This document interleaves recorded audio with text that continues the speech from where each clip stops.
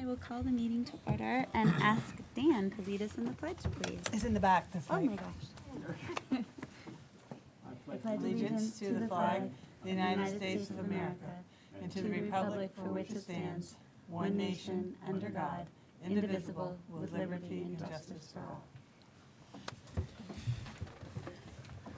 Welcome, everybody. Comments from the public for items not on the agenda? No? Okay. You're so far Well, away. that welcome, I public. know. welcome. Any board acknowledgements? I will second a comment in our incidentals about the band and music concerts over the last few weeks. Of course, as I was discussing, my son played a significant role in those. So, just Great hats. percussionist. What was that? A great percussionist. Well, good. I'm glad you thought so. Yeah, it kind of surprised me when he did that one, but that he got to do that. But yeah, just hats off to all the music teachers, the whole music department here.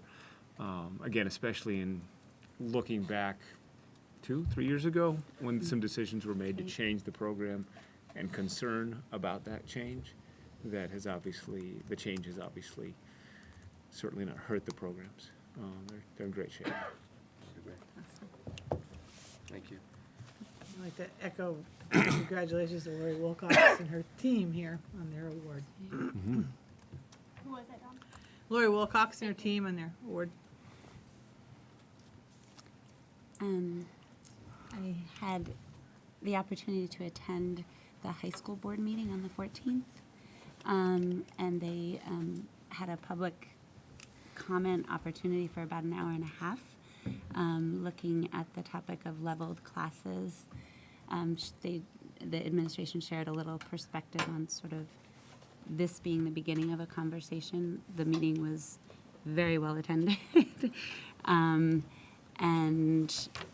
it'll be interesting to see how the conversation evolves. It helped a little bit to better understand maybe the genesis for this. I think that didn't come out of the initial hype, if you will, but I heard more in the way of general information up front that gave a little more perspective on the problem they're trying to solve, and the challenge or what they're finding to be a disparity in the content coverage in the level 100 and 200, which apparently was something that came out of NIASC study markers. I'm going to get the initials wrong, but from back in 2012. So I think this is, from what was said at the beginning of the conversations, and that there is at this point nothing that will change for 16-17. And I would expect the conversations will continue. I think they said in February maybe there'll be another engagement opportunity. Question, and obviously not take this into too much of a discussion on this topic, and also to not sound too insular given the pending merger. Mm-hmm. We don't have any leveled classes per se. We have algebra seminar, but that's not an either or. That's in addition to. There's really no leveling in the same sense as the 100. Seminar is not in place this year, so it is heterogeneously based this year in the math program. There's some acceleration going on, I think, in 8th grade, Kevin, and we're going to talk a little bit about that. Okay. But no, all of our classes are heterogeneously based. We have individual services through our multi-tier system Right, of support of and course. special ed that we address those learning needs, but all kids of all abilities are in the classroom. Good. Okay. Yeah. Thank you. Okay. Anything else? Hi, Rachel. That's okay. We figured it's that kind of a week. Cashel is not feeling well tonight, so she's not here. And the only other thing I'll let you guys know is that I won't be here for our next meeting, but Dan, I spoke with him and he's on it. My daughter is running a marathon in Florida, and I'm going to be there with her for her first marathon. So I will have the opportunity to plan with Mark, and if Dan can join us in planning the agenda, or we'll certainly coordinate. And I'll provide whatever feedback to Dan or Mark, and then I look forward to hearing all about it.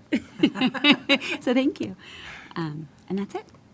So moving right along, if there are no other acknowledgements, I'll take a motion on the consent agenda. Make the motion and we accept the consent agenda to include the minutes of December 7th school board meeting. Second? Thanks, Rachel. All right, all those in favor? Aye. Aye. Passes 4-0. Thank you.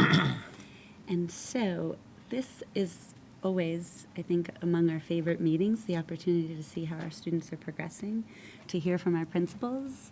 I get goosebumps when I appreciate the intimacy you guys have with these kids as they represent themselves on these walls, and I am especially struck to think if this is how well our principals knows what's going on with each of our kids, that our teachers are just so connected to and passionate, as you guys are, about moving our kids forward. So this is an awesome meeting for us. We love this. So take it away, folks. Great, thanks, Kim. It's our last board meeting of 2015. It's the shortest day of the year, but by the looks of us, it looks like it was a pretty long day. We'll try to keep you engaged for the next couple of hours. But to acknowledge our new colleague of ours, Dr. Dylan McNamara is in the audience, who's replacing Jessica as a new Director of Student Support Services, and his spouse, Kathy. Sorry, Kathy is sitting near him, right near him. Really glad to have Dylan on the team, and he has been just awesome being with us for so much over the last couple of months, finding the time to spend substantive time with Jessica and the team, and coming to several board meetings to be fully oriented around the job as we know it today, knowing that January 4th it'll look different. That was just a ha-ha, Dylan. But we're really glad to have you on the team, and thanks for coming out tonight. And then, of course, is the leadership team, absent Jessica. And not only will Kevin, Peter, and Wendy share the storyline, but also just want to acknowledge the work that goes into the structural and the systems work that Ellen facilitates at the district level.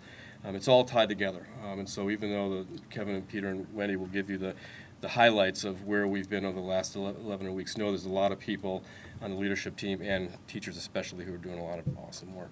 Roger's in the office. He'll be joining us at 7. Our average daily membership numbers came in late today, which changed the look of our revenue slides in a really favorable way. Cool. So we're in a very safe harbor as it relates to the cap, and we have lots of great information to share with you today around taking some of the pressure off that at least I've been feeling for the last few months.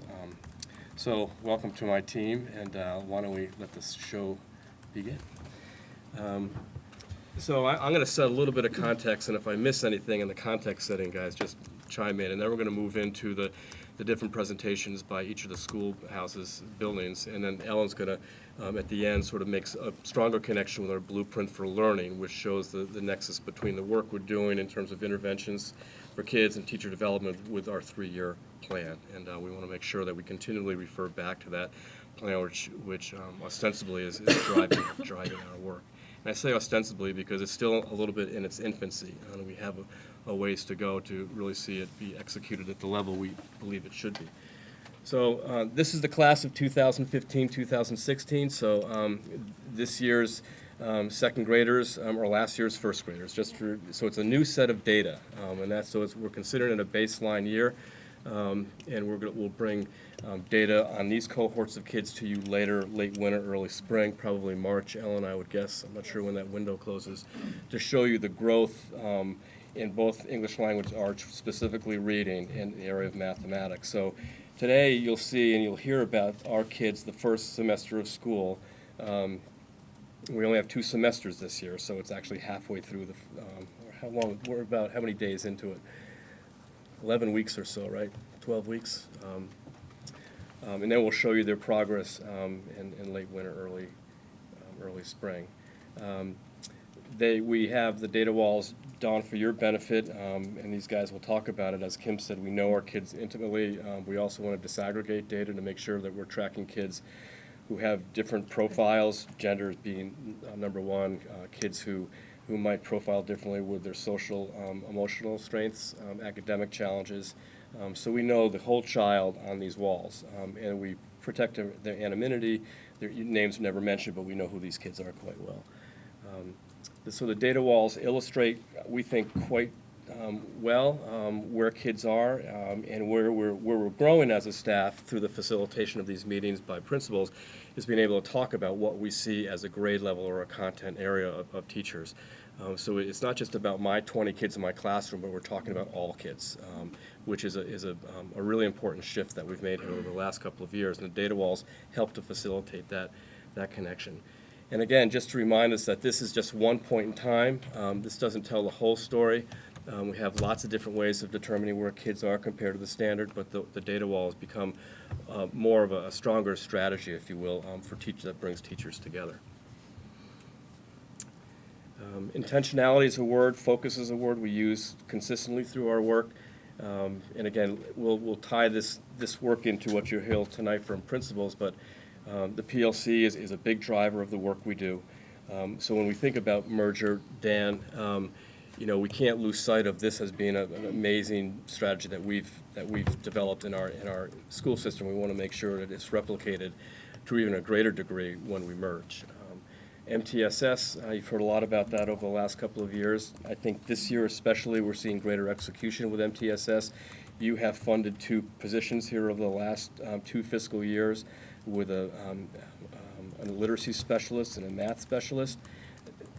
Ellen's, what she oversees with Title I, augments those services both at the elementary school and at the Founder School. But without MTS, which is a growing strategy across the nation, again, we wouldn't be able to serve all the kids that we do. Teacher growth model, we'll hear a little bit about the investment we make in teacher development, because teacher development, their effectiveness is what helps kids achieve standards. PLPs right now live at the middle school, but again, we first time out of the gate last fall with PLPs, and we'll hear more about that in the next few years. Student management specialists are members of our teams. Julia and Chris and Joe are 3 people in each building that just provided tremendous assistance to our teams around supporting kids who are less capable socially, emotionally. So we'll talk about that a little bit. And finally, the work around professional learning, what our professional development plan looks like. We have our curriculum committees that were in place. I think Ellen could probably go on for some time talking about the development of these teams and what she sees at the table today compared to the work that was happening just a few years ago. And again, the investment that we made in coaches, not unlike the interventionist positions, have been really, really effective. So those are the big ideas embedded in our plan. You'll hear more about that tonight in what you'll hear from the 3 principals. Did I set the context? Yeah. Okay, great.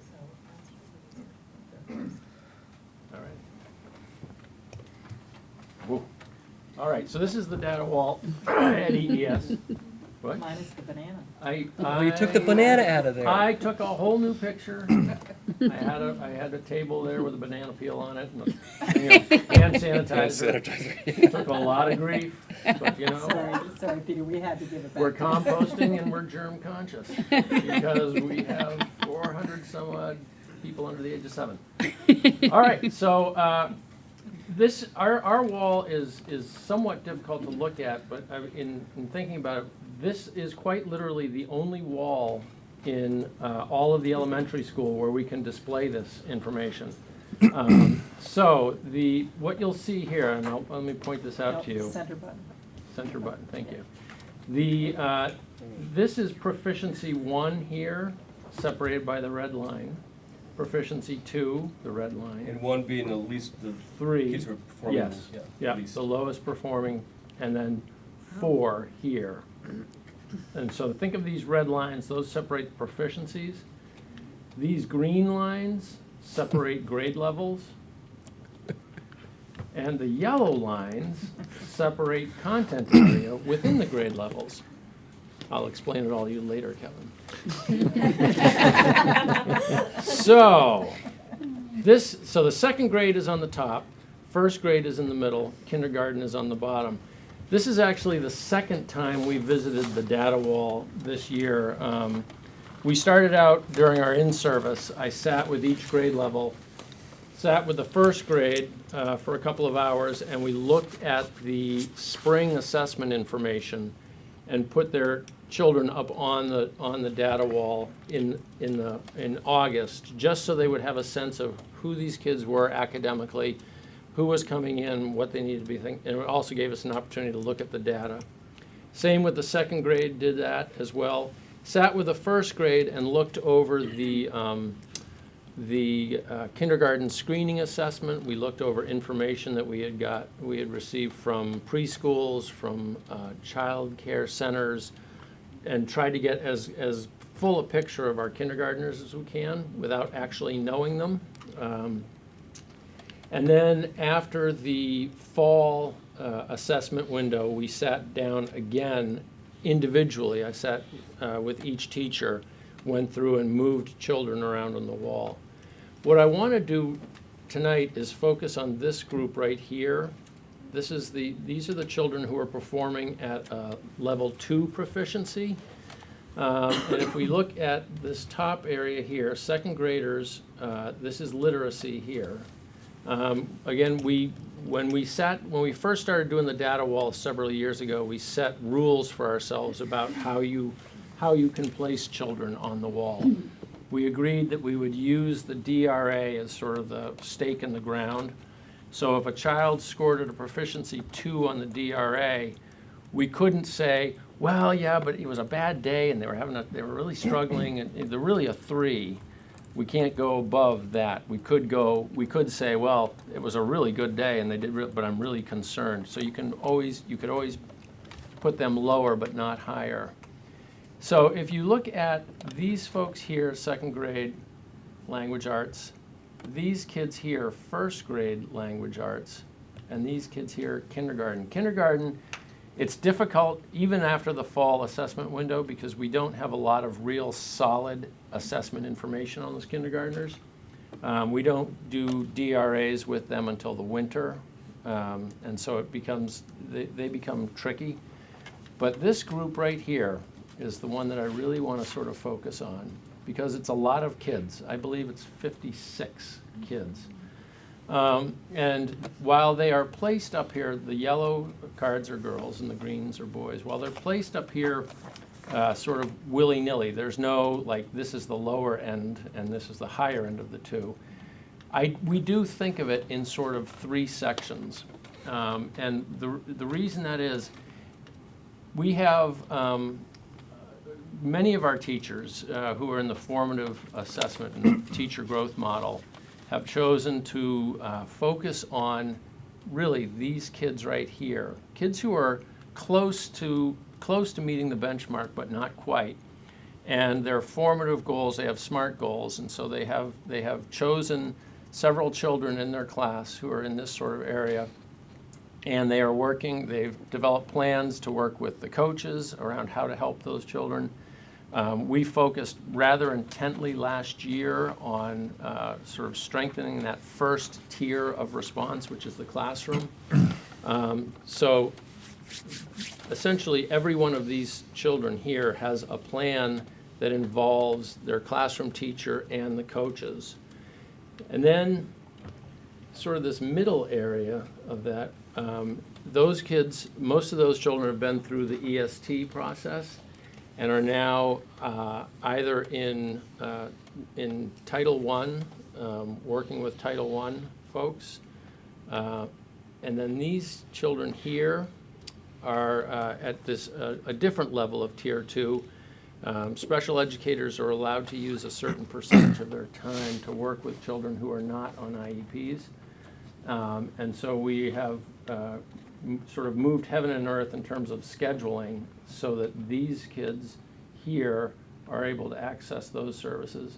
These children here are accessing services from Title I, and these folks have plans that their teachers and myself and the coaches have drawn up. Peter, can I just bust a piece of jargon in the EST Sure. just to make sure people Yeah, know the EST? educational support team. It's part of the multi-tiered system of supports. This is not a hugely different story than what I've told you in the past, but I think what for me is really significant is the interplay of all the different systems that we have set up and that are now in play. With the MTSS, with our Title I folks, with our special educators, the educational support team, and the teacher growth model, all of them, and the professional learning communities really working in concert to figure out how are we going to help move these kids. These children here are I believe every one of these children are on individual education plans, which, by the way, our special ed team is now sort of, I sat with them for about a half an hour and talked about the idea of doing lesson studies, and they've leaped on it, and they are now scheduling time to go in and learn from each other, watch each other teach students, and then having discussions about why did you choose this particular strategy? And that has also morphed into a discussion about setting goals and IEPs for children, and why this goal and how to measure those. A lot of that is work that was begun by Jessica with professional development for those teachers. I think it's a testament to what Jessica has done that they have sort of taken the ball and run with it. The same applies for the kids in math. And so every child who is not proficient, and by the way, math, again, with the exception of kindergarten, because we sort of made it up ourselves, is only a level proficiency 1, 2, and 3, because we use screeners, which really don't designate above the standard. So you're saying they either make the standard or they're below the standard, there's no... There's no Extension. there's no excelling. Okay. And that's our data wall. And we will revisit it in after the winter assessment window. Again, we'll sit with each teacher, myself, the interventionist, Title I folks, special educator for each classroom teacher, school counselors, student management specialists when necessary, and go through every child in their room, looking at where are they scoring, what do they need to continue to make progress. I think we do have Your some slides, tables, so- Peter, right? The EES number. tables. Some Your number. numbers. What's that? You've got some Next numbers slide. on your next slide. Yes. Just to show you the numerical wall. So, these are the math numbers for each of the grade levels. The kindergarten math numbers are based on they're all based on the fall screening, fall math screeners that we've administered. Peter, I'm wondering if you can just very briefly talk about in the support, the services that we have, the array of services that we have, and the systems you talked about, level 1 and level 2 performers. Mhm. Where do you engage families in that conversation, and how moms and dads, grandma and grandpa can support kids, their children at home? They're really engaged from the get-go. With the kindergarten team just last week did a math morning for all of the parents and children. Invited parents in, sort of showed them, this is what we're learning, this is how we're teaching it. They put together bags that every family could take home that had a series of games and different activities that they could do with kids at home. And as a child moves sort of deeper into the to the intervention process, parents know from the beginning, because of conversations that they've had with teachers, that Johnny's struggling and we're trying this. So the initial team strategy plan, when a teacher has sort of tried all their tricks, they then turn to their team and they sit and discuss, these are the struggles, this is what I'm seeing, and they brainstorm. And at that point, parents are told, I've talked with my team about what we can do, and so we sort of lay out, sort of the process of what it might look like. Parents are all notified of ESTs, are invited to join, and encouraged, in fact, to join in ESTs. Great, thank you. Yes. Can I ask a question? I was just gonna say, so just in terms of like looking at like the first grade literacy, and you talked about that group at the level 2 proficiency. Mhm. If you look back to like their kindergarten year, could you have predicted that, or were there some surprises? I could, It I would be could neat probably to see the predict comparison. 90% of them. Okay. And in fact, what we're trying to do is become somewhat clairvoyant in terms of looking at data and saying this combination of data points indicates this is something we really need to be paying attention to. We also, what we're seeing is, because we boosted, we increased the target scores in the DRA in kindergarten, and then we also increased them in first grade. So what used to be a text level 3 or 4 leaving kindergarten, we set it at a 4 was the standard. What used to be in the fall for first grade was a 3 or a 4 is now a 6. So what essentially what we're seeing is that 55 there, we probably 2 years ago would not have seen that group of kids until after the winter assessment window, and it would have been significantly higher than that. There were years where the winter assessment, at the end of the winter assessment window, I would just kind of drop the shades in my office, stare at the floor. So those kids are not a huge surprise because we've been working with them in kindergarten. It's just a question of, how do we continue that work and help them move on. What happens in first grade is you go from sort of reading to really reading, and so there's a lot of levels that kids go through. And in first grade, we did change it to 6, but we also moved the window back. So we don't assess them right in September, we do it in October. So again, teachers are getting used to that change. And then again, like Peter said, you would have seen that bump would have been next in the winter time. Mhm. But again, our winter window is now a month further in, so you should begin to see it level out. Thanks, Peter. Thank you. Okay. So I'm gonna piggyback on everything you just said, Peter, and not repeat everything you just said. So I'll add to what we're doing here at Founders. So our wall looks a little different. This wall right here is our math data wall. This is 3rd grade, 4th grade, 5th grade, 3rd, 4th, 5th, 3rd, 4th, and then 5th down here, and then 3rd, That's all 4th, the same. and then 5th. So these are all level 3. We have 2 pocket charts there. So this is based on, 3rd grade is based on end of year assessment in 2nd grade. And our 4th and 5th grade is based on beginning of year fall screener data. As you can see, there's a pretty large group of 5th grade students here who performed in the proficiency 2 level. All of these kids are on individual education plans. Many of these students are also on either IEPs or educational support plans as well. Like Peter said, there's a range of 2s here. So some of our kids that are really struggling are middle of the road kiddos who need tier 2 or 3 interventions, and then some of our kiddos that score at the high end of level 2 proficiency are receiving supports in the classroom through team strategy plans and work with our coaches.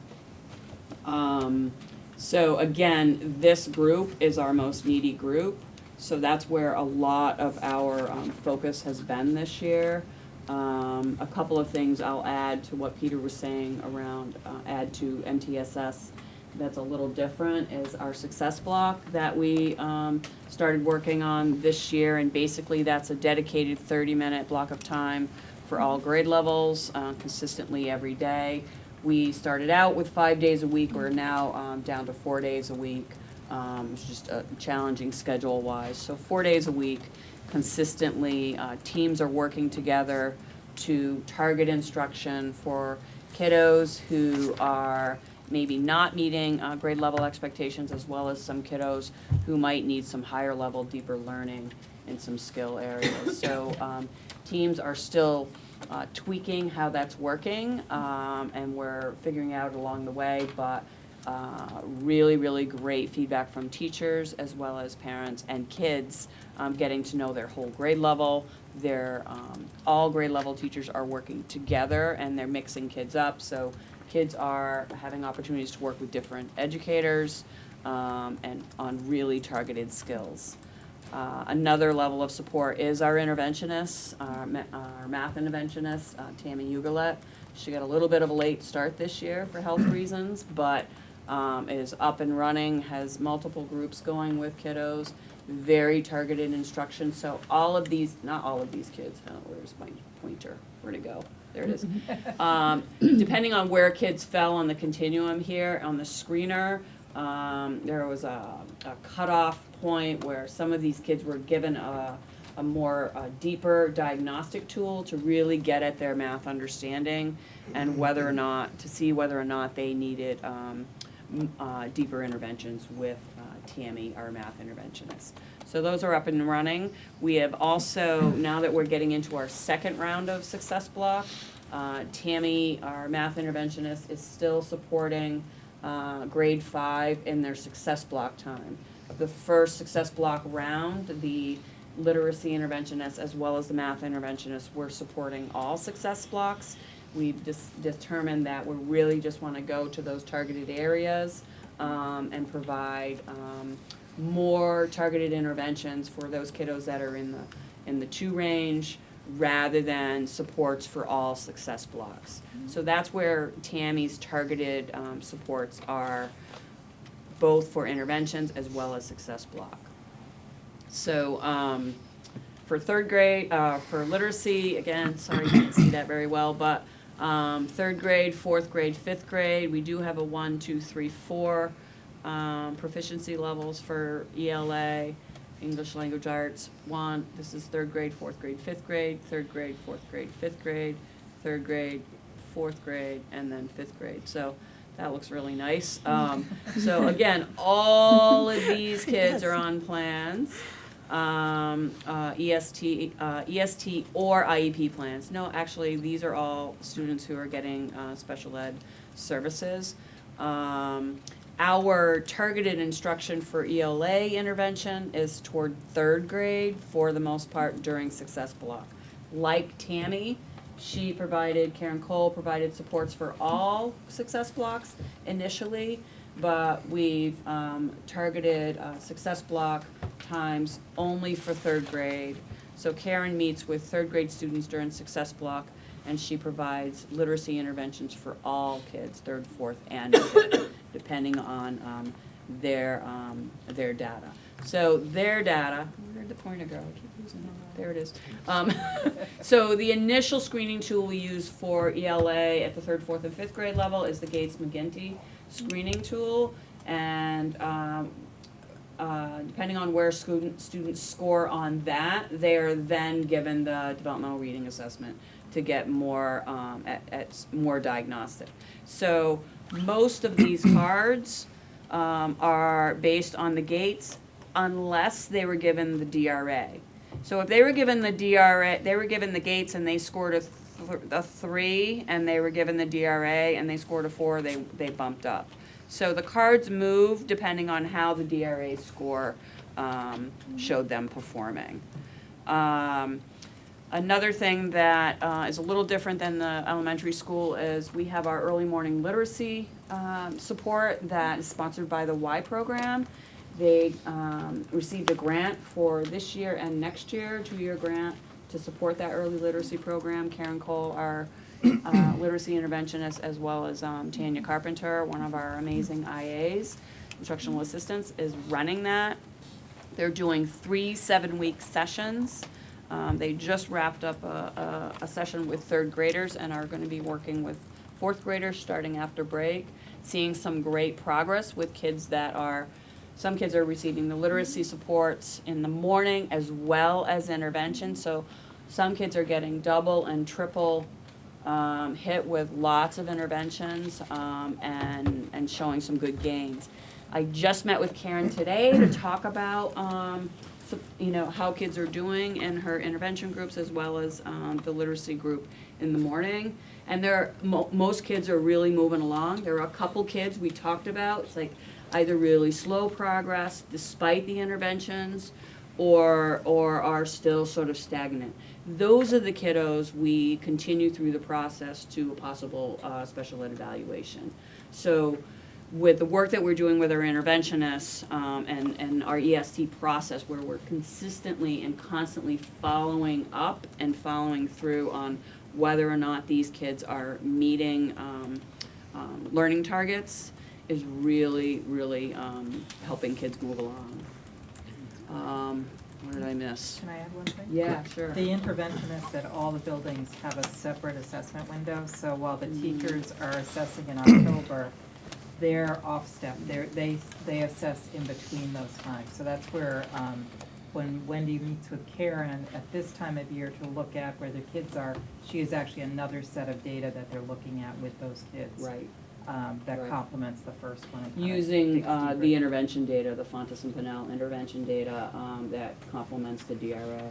Another thing that we're doing that I didn't mention is some of the vertical work that we're starting to do, not only within our buildings, but across our buildings. Our 5th grade teachers have been in touch with 6th grade teachers, talking about what are you seeing with your math, kids in math when they come in. So our 5th grade team has developed SMART goals around math skills, not only based on their fall, but what 6th grade teachers are seeing. So there's been that cross grade level. Our 2nd grade and 3rd grade teachers are working together on DRA calibration and MISCU analysis over in-service. We had 2 days of data analysis, teachers looking at data, developing SMART goals, curriculum planning together, all using this data. 3rd and 4th grade teachers have worked connected together, their PLC teams have worked together to look at data, each other's data, and developing SMART goals around that. So a lot of that vertical work is happening within the class buildings as well. One of the observations that I'll make that I'm sure you made as well, and this is a good setup for Kevin too, is that our goal is to make sure that learning is constant through the 178 days that we have kids with us in the classroom.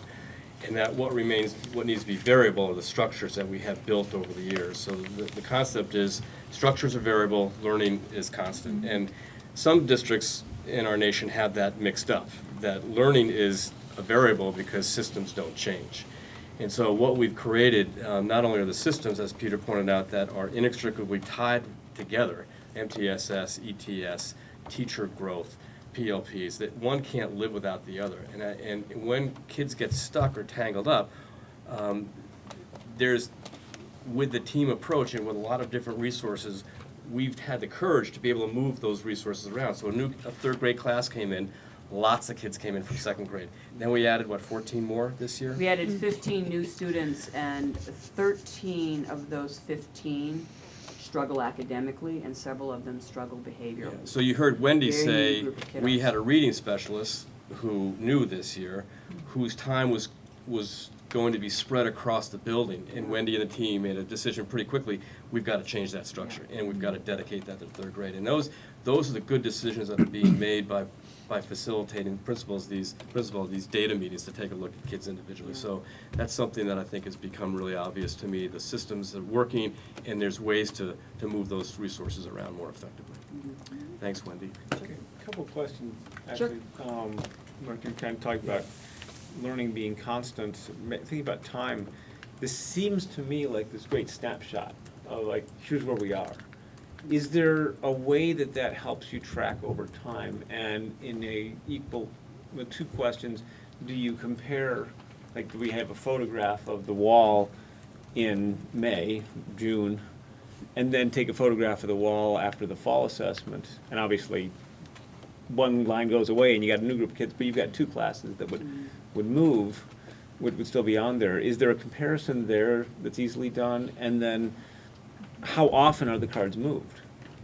do you evaluate, oh, hey, this kid's doing great this week, I think they're ready to move up, or oops, moved up, or does it wait until winter and we go, okay, we got another assessment, a huge shuffling of the whole thing? So, I can say, speak for the elementary school, that the cards are moved after the assessment windows. The tracking of the progress and the progress monitoring is constant. I will, after the winter assessment, I will look at the children who are still at a 2, and I'll have those meetings with all of the teachers, and we'll start doing a weekly or bi-weekly progress monitoring check on those children. I meet fairly constantly with interventionists, looking at where kids are at, what's happening with them, who's ready to leave their services and who might be needing to come into those services. Meeting with kindergarten, with all of the teachers around progress the kids are making. And we meet in the EST, educational support team meetings. So the actual sort of the ceremony of the moving is 3 times a year. But the monitoring, it's never a surprise when a card goes one way or the other way. It's through all those systems that we're talking about, through our PLC work, our grade level meetings, our ESTs. It's all of that, it's happening all the time, pretty authentically, I think. Ellen can address, I think, the cohort, Well, I was gonna following the say, cohort, yeah. the piece that remains constant, if we wanna use that word, is we're using the local assessment windows and the local assessments as our unifier, so to speak, across K-8, pre-K-8. So if we were to use unit assessments or other things, they'd be different from classroom to classroom, so we use the one thing that we have that's constant, which is our local assessment plan. I think that's really important. To go back to your question about can you see that snapshot and how easily can you see it, the wall itself is like this, it's this illustration of us, like of all of our kids, everybody's there. But on a daily, anytime during the day, all 3 principals can go into VCAT, which is our comprehensive assessment tool, and they can recreate that wall from last year, from March, from October, because those same data points are all inside of VCAT, and it will put it out in the same way, so they can look at it. So it's never lost, even though we don't like save every wall, you Right. know, along the way. It's we do take pictures, but that's more of a ceremonial kind of piece that VCAT, you know, it just doesn't do it the same way. It's kind of visceral when you're moving all the cards around and people see them going forward. I've always, I mean, I refer to it with the staff as it's a visual VCAT. Yeah. Where VCAT, you know, VCAT you can go into and you can pull different sets of data and put them together in different ways. So I can look at this fall's 2nd grade class and their DRA scores, and I can ask VCAT to show me those same group of children last year in the winter and in the spring, or whatever combination.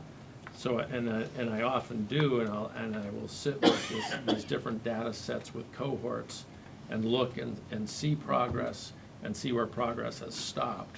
And then that's often the cause for conversations, like, okay, so what's happening? And the PLCs are having those conversations. And They they also can have, look at the data as Yeah. well, yeah. and they also have their formative assessments, which they do as common formative assessments, so that when they're working on a unit, they will all agree that in this chunk of time during the course of that unit, we're gonna give this common formative assessment. It's not a big test, but it's sort of a dipstick of where's, you know, who's getting it and who's not.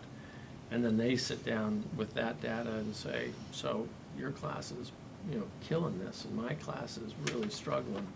What are you doing? It's, there's always someone who has to go last, but no way to suggest that the content is any less rich. So Kevin, why don't we finish up and then with data, and then Ellen can close up with the blueprint. All right, this is EMS. Top 3, there's 6th, 7th, 8th grade. That's your language arts or reading. Reading, 6th, 7th, 8th grade. 1, 2, 3, and 4 is actually over here on a different wall. We ran out of space. And then you see math is sitting right here. You can tell there's a significant number of ones in 6th, 7th. There's 2, there's 3 for 6th grade. I'm just going to push it forward a little bit.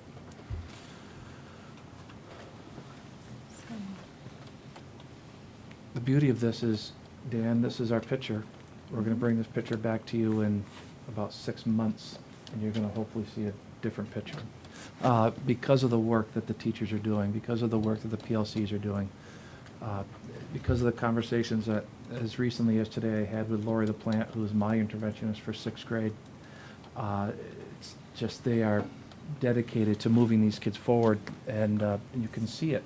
Even as we sit here, you can see what it looks like as they go through, as they get their instruction. I'll go back. So, yes, these kids here have plans. These kids, I will say most of them have plans, but what they all have is they have, for example, in 6th grade, that's Eric and Dana. They looked at this data. They immediately founders called, and they said, how did our kids do? Well, we shared how they did. They struggled with certain concepts, and that's what you can see here. So from there, the conversations went vertically. They went down to 5th grade, and the conversations of what do we need to do in order to move our kids forward. The other thing about this data is, unlike Peter, is he was able to put down the spring data to be used for the fall. We don't have any spring data. Next year we will. So I'm actually really excited about being able to put that up there, because this just got built within the last month. You know, so we're in some ways we're a bit behind the elementary school with that. So this group here, this 6th grade, those 2 teachers, they looked at this and they said, all right, we obviously have some kids that are struggling in some concept areas here. So they created a formative goal between the 2 of them, a SMART goal, professional growth model that we were talking about earlier, that talks just about what are they going to do to meet these kids' needs. And they assess them every 6 weeks. And I'm pleased to say that with that assessment, because this was actually between the 2 windows, between 6th and the 12th, is that we'll sit down and we'll move those kids up. So as we go throughout the year, you're going to see that go up through, because they'll have a common formative assessment, some sort of a planned one. 7th and 8th grade, actually 6th, 7th, and 8th grade, we also have performance tasks that all math and language arts, but we're talking just specifically math here, that'll be able to move those one way or the other. Can you just remind the board on your PLCs, the way your PLC, who's at the table is different than K-5, and I'm wondering if you can talk a little bit about that difference, but also how the teachers of mathematics work together to close that gap. And around, so talk about the performance task and how that was created. Yep. All right, so we have a couple of sets of PLCs, a couple of sets of professional learning communities. Every week, every grade level content area partner meets. So in 8th grade, Sean Willis and Phil Young and, why am I drawing a blank? 8th grade math. No, 8th grade math. Karen. And Karen Nee. I'm sorry, Karen. And Karen Nee. They meet every week on a Thursday afternoon, actually from 2:30 until roughly 3:30, 4 o'clock. And what they do is they actually plan what they're going to be teaching for the next week. So what was really cool is about maybe 2 weeks ago now, I was walking into each of those classrooms, just randomly walking around the building, and I literally heard the same questions being asked in all 3 rooms, and the same content being delivered in all 3 rooms.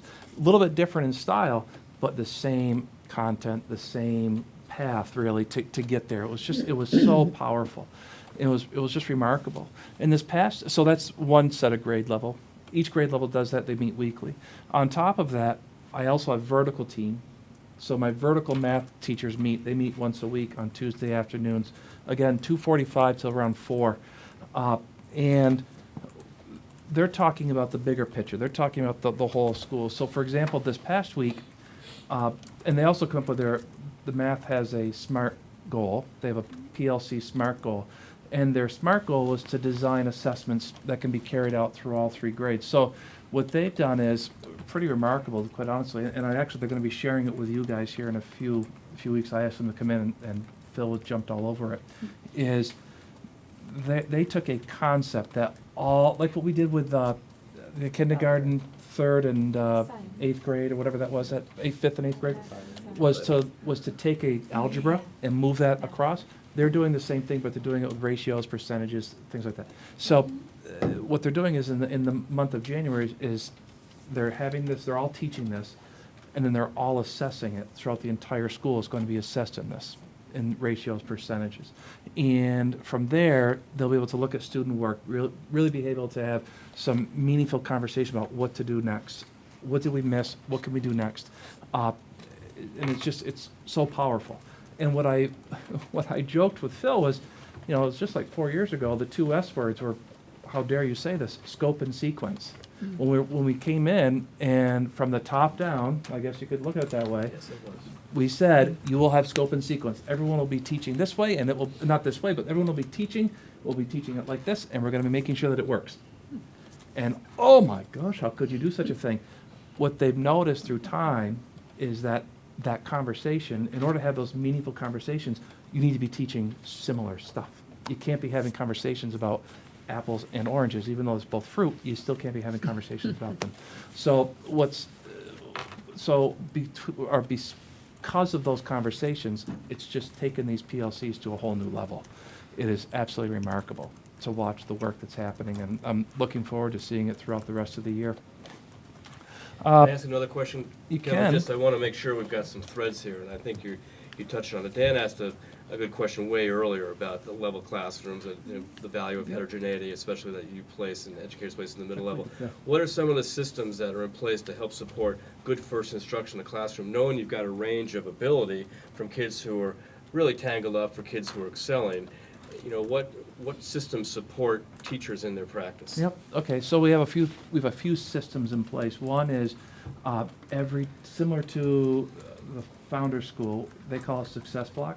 We have our intervention block. So every day, every team has at least a half hour of an intervention time.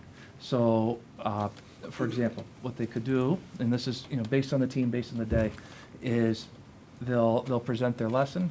They'll do some sort of an exit card. They'll realize, Rachel, Dan, boy, you guys kind of need a little bit extra. Come on in. So the next day during the intervention block, they'll pull you in and they'll reteach that and go on. I was in a classroom the other day, a 6th grade classroom, and I was simply in awe. This person did such a phenomenal job. He got up in front of the class, did his number talk, again talking about this low group right here, and trying to give them those skills. So he did a number talk for maybe 5 minutes, did this stuff, and then what he did was he had these 7 kids raise their hand, and they got a piece of work. Everybody else came up to the front of the room. He did a lesson for like 10 minutes. They all go back to their seats, get the work done. The next group comes up, and it was just talk about differentiation, talk about meeting the needs of all the kids. It was just phenomenal. We also have Betsy, and we also have Hillary, who work closely with our teachers. I mentioned Lori the plant, working closely with 6th grade. Trying to think. And again, another decision that you made was that interventionist position that Ms. LaPlante holds Yep. was a school-wide position. But Kevin, looking at data, you saw that we've got some kids coming into 6th grade that were going to be needing more support. So a decision was made to dedicate that service to 6th grade. If you remember back to the NECAP days, our students would end 8th grade in 88 to 90% in language arts. I mean, it was really meeting the needs, or meeting it or exceeding. So the thought was, let's get that intervention down early and really funnel it in there and see what that does. Conversations with her today, she said it's working. She said it's working. She said 6th grade, in terms of language arts, are really taking off. Math is a little bit more difficult because it's every other day. Language arts is every day. And that's just a scheduling systems piece that we're trying to figure out. We still have to give the kids everything, right? We still want to give them phys ed, art, music, and we don't want to take stuff away. Still give them a well-rounded education. Just wanted to quickly also talk about PLPs, because this is our first year with PLPs, personalized learning plans. But with that said, Many of the kids have put academic goals in, and it would easily be tied off from something like this. So, Thanks. anything else, Merrick? Did I- No, we finish up with, Ellen can set, tie us to the plan, and then maybe some questions to the board. I'm sorry I've gone over. This is good stuff. We're all good with this, okay? There we go. Get me to the last slide, that's all I need. There you go. Okay, so the only connection that I wanted to make was, I was hoping that as you listen to the three principals and Mark speak, that you'd hear some redundancies, which are actually all on purpose. And so redundancies in education aren't a bad thing. So what you're starting to pick up on are the systems of the local assessment getting stronger, the systems of our support for those different tiers of need for kids. So in the past, you heard a lot about special ed kids and then the others. And now what we're doing is we're starting to look inside that nearly achieving group and trying to figure out what's the best instructional package for those kids along the way. So one of the things, the work that we did as a leadership team this past year, this isn't the pretty one with the blueprint all over it, because Google eats the blueprint, apparently. But what we wanted to do is, what my job was sort of to go back after we had talked about what they were going to share and say from our blueprint, and remember, that's our 3-year plan, it's what we looked at as being the most important items to move forward the school district so that all kids were successful. So it's that idea of engagement and success is really important. And we looked at 3 different systems drivers. One was instruction, and I just read this great article by Michael Fullen, and that is the premier piece that you have to get to. If you don't have good instruction, you might as well give up the boat. Communication between parents, stakeholders, kids, teachers, everybody. It's not just what we're telling you on the report card, it's sort of that ongoing communication piece that happens. And then what are our systems? What are the ways that we make sure that this isn't a flash in the pan, that this isn't just something we do on Wednesdays, but we never talk about it again? So you hear that reliance on the local assessment data. This year and last year, this year in particular, we made a concerted effort to move almost all of our in-service time to being data worthy. So in other words, rather than bringing in a speaker and saying, let's talk about this, each of the principals had a full day in August and a full day in November where they sat for 2 hours each with each of their grade levels to talk about their data. So we basically made that switch saying, if it's important work, that we can't do that after school, we can't do it on a 45-minute faculty meeting, we're gonna take the time to do it. So you're gonna hear more after the March in-service as well. I think that's where we'll position our next one. March 14th is our last one of this year, and then again, we'll pick it up again in August and kind of keep talking about those same kids. But when you look through, if you think about just in those big terms of instruction, communication, and systems, every single thing, and this was not coached at all, that the principals talked about is in this blueprint. It is what we believe in. This idea that we have an aligned curriculum framework, that teachers are in a common scope and sequence, that they are pacing themselves, and they are doing that themselves, versus 4 years ago when it was the shock factor, when we kind of said, I think we need to do this, and everybody said, no, I don't think we do. But now if you talk to teachers, they talk in terms of scope and sequence. So that was kind of pretty impressive. This idea that we use high quality practices, we're thinking about the social emotional needs. That's your student management specialists are having a real obvious effect across school, across grade level, and within classrooms. So I think that's another piece of texture that we added. The technology integration has always been there, but I think we're very wired so that it's almost, well, you guys know this anyway, but it's not just the glitz. It's actually what we do. And so that's an interesting conversation as we look at our merger, because we have some kind of different thinking about some of that and what will that look like in the future for the kids. Our teachers would have a really hard time without it, you know what I mean? But that's because their pedagogy has changed. They've incorporated. Local, state, and assessment plans, that was all over their presentation. That's basically what you were listening to, was the result of that part. Teacher leaders, your PLC efforts are in there. This whole idea of SMART goals, which I know we've talked about a lot, and I know Peter likes to define it, but I'm not going to ask him to at this point. But I could. this idea But I that won't. it's not Peter, Kevin, or Wendy making the goal, that it's a group of teachers sitting with their data and their kids, and they're making the goal. That's a huge shift from probably our previous evaluation system, which was a little more done to you than done with you kind of thing. So you have teachers now in all 3 buildings, and actually my tech staff, I have them all doing SMART goals too. They're a little freaked out, but they're doing okay. But they're doing individual goals for themselves, but then they also have a group goal, so they're working with somebody else. Can I around chime it. in just one second? Sure, please. Is that the SMART goal isn't necessarily about the teacher. No. It's about how does it impact the Yes, students. yeah, And that's a good point, huge yeah. piece. Yeah, every one of their goals goes back to success for all students. So the spin question on every goal is, so what? Like, what does this do for kids? Like, what's the end result? And while it may be I'm learning something new for me, they have to connect why that might be a good thing for me to have when I'm working with kids. And how will you So- measure it? Yeah, How how will will you you measure measure that in it? the achievement of your children? So, the conversations we're having now are like so up here. Way I mean, it's cool. It's very cool.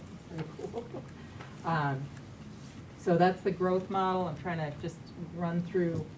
Personalized learning plans come in. Professional learning is linked to student needs. You heard the use of coaches. So the coaches are coming in and doing coaching cycles with teachers, but it's really based around this need I have in my classroom, and I'm trying to figure out how to help this group of kids. Can you watch me? Can we look at this? Can you help me problem solve? So the coaches, I think, and we've had Hillary for 3 years. This is her 3rd year. Betsy, this is her 2nd year.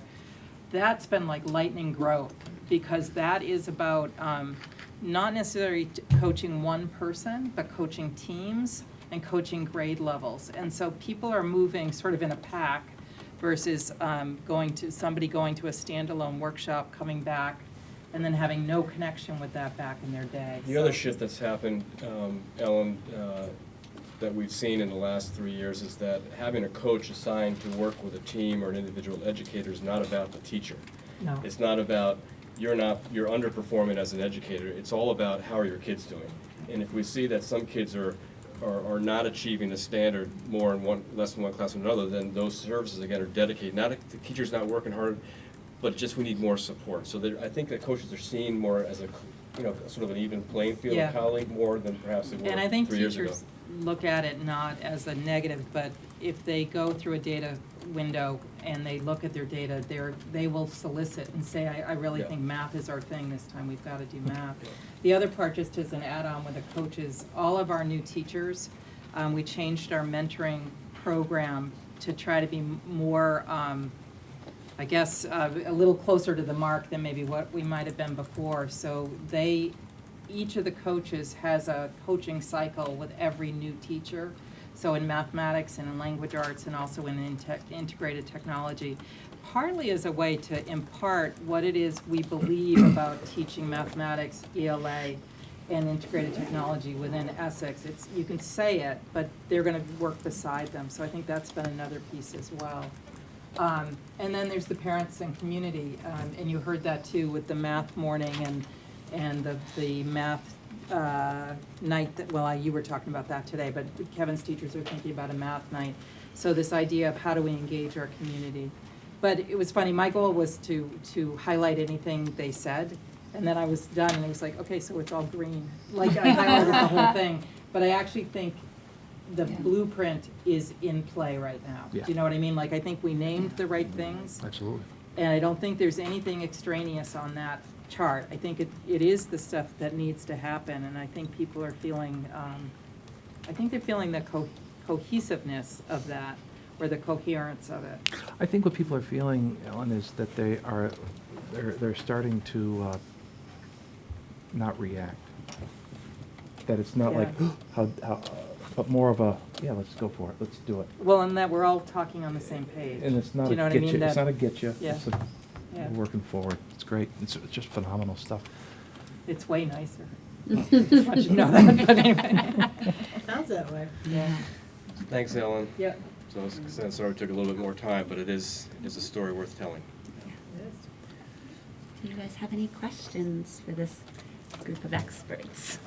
I don't have any questions, but I would like to commend everybody for a job well done, especially you all work together. The communication between the four of you is astounding. I'm excited to see it. Yeah, I have lots of questions, but I managed to cross almost all of them off, so. Those are good. Did I answer your question, Dan, around the math? You asked about heterogeneous or whatever, is that, Yeah, okay, yes. That's one of them. okay. I think another thing that we're doing as a principal team is we are meeting on a regular basis this year, the three of us, and talking about what's going on in our buildings. That's something new that we didn't do last year, and I'm finding that really helpful. I'm curious, Kevin, you talked about that vertical integration is awesome. And I feel like we ask this about every 6 months. We say, how's the vertical integration going up in the 9th grade? Is there any progress in that realm? Yeah, oh, there's been movement. And I realize there's gonna have to be pretty soon. Kim was at a meeting December 14th. No, we're starting to have a conversation. So Lori and I, ADL, Lori Singer and I have had many conversations. Rob and I have had many conversations. I think it's a matter of getting the teachers together. Is another story. I'm looking forward to the merger. I'm looking forward to working with everybody because there really is some phenomenal teachers that we're gonna be a part of, and I'm looking forward to that time. The conversation around math has been fantastic. That we're actually talking about content instead of busing and athletics. So I'm excited that we're talking about learning, and it's really cool. We have some work to do. Coming in February, we're gonna be having a meeting at the middle school to talk about where we're at with all of this in terms of math and trying to get some parents' input into this. Yeah, looking forward to it. Looking forward to it. Well, thanks, team, for joining the board. Yeah, thank you very much. And the one thing that strikes me about this district is this is about equity for kids. You guys are showing us how that's happening in this entire district. And I think the two S words and aligning this work is all about equity for kids. I think we're really lucky. So thank you guys. So we're gonna right, make a so quick Roger? transition here. I could do the monitoring report until he gets set up. Sure, Wanna do that? that'd be great. Thank you. Good night. Good night, you guys. Thank you so much. Roger, I'm gonna do Good the night. monitoring report and give you time to set up. Have a nice dinner. Good night. Thank you. Bye. Good night, guys. Nice to come. Nice to see you, Kath.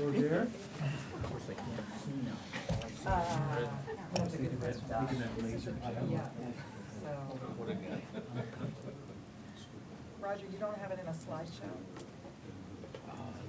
So then it won't, you can't forward it, so I don't know how you're gonna be able to do it. Thought maybe we could do the monitoring report so when Roger gets this presentation up. Does that make sense? That's Yeah. fine. Unless you're ready to go, Roger. You ready to roll? Okay. Okay.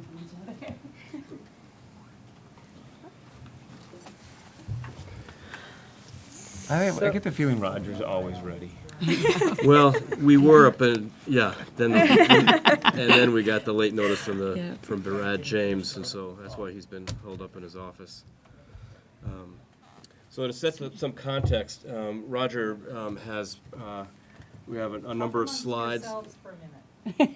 We have a little technical. Do you want me to do the monitoring report? Do the monitoring. I'll come back. I can adjust. We are flexible. That's right. All right, back up. Do you guys have a copy of it? I sent it to you. Yes, it's in the package. Yeah. Can you pull it up, or is that going to mess with what I they're think it might doing? mess them up. Oh, What do you want to I'm do? just thinking for RETN's sake. Don't worry, it's gonna happen. Can we call up my monitoring report, Alan? Or would that Probably flub not. things? It looks like Roger's on. Do we want to go with Roger and then we can pull it up, Mark? Are you ready, Roger, or do you need a few more minutes? Yep. That makes sense.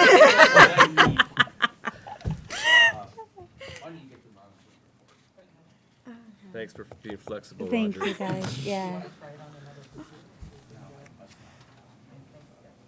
Do you have it in a PowerPoint? I got it. But not in a PowerPoint. That's okay, we're flexible too. So we'll pull up the monitor report. It's on my email. Go to the board agenda, Ellen, and you might see it in that board package. Yep, Yes, Mm-hmm. that is what it is. yep, That's the wrong one. keep going. So this is my annual monitor report on emergency superintendent succession. And just to be clear, this is about emergency succession. It's not about a planned succession in terms of next steps in the superintendency. It's really if I fall off the motorcycle and break a leg. I have no intention of doing that, at least during the winter months. So summer, anything goes. That's right. No So, promises. again, the changes from last year's monitor report are highlighted in red. I think there are probably a few other changes that I forgot to highlight, and I'll point those out. They're not that significant. And really, this year's report doesn't deviate greatly from what you've seen in the past. I've got some feedback from Ellen and from Roger and Jessica. And I didn't crosswalk this report with last year's because what I deleted you can't see unless you go back to your last report. But when we talked through it in greater detail, it wasn't really clear about who was calling the shots. I was using a distributive leadership model, which is still part of this plan. But the feedback was good because I needed to really identify point people. So, for instance, when I fall off the motorcycle, what's the first step? Well, the first step is to be speaking to the acting superintendent. And it is an acting superintendent, it's not an interim superintendent. Acting until the board decides, should it be an interim or full? I'm sorry. Depending on how bad. Let's call first aid services first. Determine how bad the femur got broken. That's a bad example. I should probably use another example. Maybe I want a trip to Belize or something. There you go. But anyway, so the feedback was good. So you'll see that's more. It's clear from a board, like where do I go as a board chair? So that's one thing. I opened up in the paragraph. I wanted to be clear that the succession plan has to focus on really 4 big parts of what the superintendent does, and I wanted to highlight those right off the bat in my interpretation. And so what follows in terms of the plans really tie back to my interpretation that a plan will be implemented to ensure that the most critical matters of the district are addressed, which are legal, executive leadership structure, the fiscal responsibility, and human resources vis-a-vis personnel. So I really felt, even though I do a lot of things, those are the areas that the succession plan has to focus on. And when you talk to colleagues of mine in the field whose superintendents have left unexpectedly, there's literally no plan in place. Right. I mean, that's a gross generalization. I'm sure there are in many cases, but anecdotally, I can tell you that this is a really important document because it gets you focused immediately. Are you driving, Ellen, or is someone driving that? Or Okay. Kimberly's got it. Kimberly's Thanks. Ellen, you need to leave. It's late. Poor Ellen. Ellen, help me. Ellen, go. Ellen, go. Fix it. So you can see 8 and 9. Ellen actually holds a level 1 superintendent's license. Roger's certainly capable in many aspects, but his Vermont license has retired after this past June, but he does have a New York license. But it makes sense given our laws that Ellen will be acting. So you can see that I've tried to spell that out pretty clearly in the opening bullets here. It's clear to all of us that the current business finance director, Roger, has the most acumen in the area of finance. So even though Ellen is acting, and even though those issues will come to her office in that acting role, Roger is obviously going to be primarily responsible. Unless we deviate greatly from the financial plan, then the board gets involved, and we're not going to be making decisions without the board. Okay. Yeah. Again, stop me at any point. Kimberly, can you slide up a little bit, please? Ellen's still there. No problem. It really is important, just going back to 10, to amplify the role of the chair in this plan. That I think that what we have valued in my time here is the relationship that I've had with with Brendan Kinney and Kim Gleason, because that should not be interrupted, even though there's an acting superintendent. So especially with an acting who doesn't have the experience, it's important that that the chair be there to help guide that process, not to micromanage it, but to guide the process. And I think that any chair would want to have that responsibility. The plan itself, again, pretty pro forma. And again, I would like to think that I'd be the person who notified the chair that I'm going to Belize, or with permission, of course. Unless there's something that's very urgent and very, critical in nature, I would be the one making the call, but that's the default, that Ellen would be letting you know. And immediately thereafter, the succession planning team would come together, which is really Roger, Dylan, and Ellen, and look at how we're going to execute this. This isn't full of specificity in terms of the steps, because I think I didn't want to get too prescriptive. Right. But I think it's to be the team's decision with the input from the board chair and the leadership team on, like, what's in those 4 big domains, where do we need to, so if it's in the middle of the budget season, that would be priority work. If it's in the middle of contract negotiations or labor negotiations with personnel, that would be immediate. So I think you have to put it through different lenses to determine where you want to start. Yeah, I think you did a good job of getting a little into procedure. Yeah. Just Yeah. enough for us to go, Agreed. okay, he's got a procedure. Yeah. But you didn't give us 14 Yeah. pages of, Yeah, if this, then this. not wanting to Um, box anybody in. Right, Yeah. right. So I think that was I noticed that you are a little more procedural in this one than you have been in past. And I think Yeah. it's a good balance that you And I struck. think, again, the feedback I received from Jessica and Roger and Ellen was that you need to be a little bit clearer about how it looks.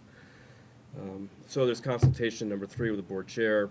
Succession plan is reviewed with the LT. And I mentioned 5 should be in red, and to notify Judy.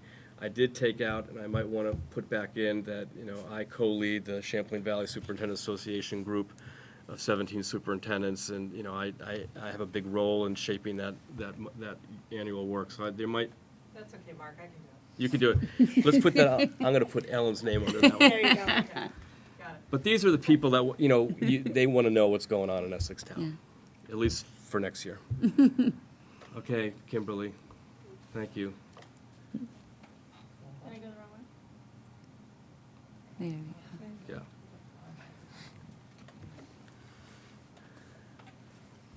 You can see I've tried to put the locus of sort of responsibility around communication with the succession team through the acting superintendent's office. Communication is going to be really important. I think that you saw in the blueprint for learning and teaching that communication is a really important feature of what we do, and people want to know. Not so much about me, but what's the work looking like. If it's 3 months or 6 months or for the year, we need to have all those stakeholder groups really informed on what that looks like. 12 is new. Work is happening with developing a merger plan with our friends at CCSU. My guess is we're going to be in full merger mode later this winter. And that's work that can't stop just because I'm out for a period of time. And so that's going to have to be really focused work between the acting superintendent and Judy DeNova and the different groups of people that are working. I really want to keep the blueprint for learning and teaching front and center. As we've all sort of mentioned to the board, it's a document that should guide our work, and my absence should not keep it from continuing to be a live document in helping us make decisions. And then finally I want to make sure that that the policies are addressed. It's something I think the board chair will have input into in terms of, are there some that can be deferred or put off until I get back? Again, those are decisions the succession team would probably play. Each building, I had you guys hooked up with principals as well. Where did I put that? Oh, it was there. That's okay. I remember seeing principals in here. Yeah, it was a number I saw right before it went offline. Yeah, it was. Yeah, it was. Number 14, with Dylan McNamara, again, this is under the acting superintendents, assume primary support responsibles for each teacher. I came short of calling it supervision and evaluation. I don't think that that's a good way to go about it in a succession plan, but I think what we do now is we have weekly meetings with principals outside of the leadership team meeting, and those weekly one-to-ones I would want to have in place, and Dylan and Ellen would have to figure out how to do that, so we just don't let, and I think that they would want that to happen. I think that connection we've developed, as Dawn pointed out, is really important, and I wouldn't want that to be severed because I was not in the picture. I assume it would also depend on how long your trip to Belize is. That's Yes. correct. If you, Yeah. But that's what I like about this, is it didn't nail you in terms of a time period. It really gave enough flexibility, it gave guidance as to what's happening, because you wouldn't be there necessarily to explain what your thinking was. Yeah, yeah. So I actually thought it was really well done. and I Clear, didn't have great, any thank you. questions.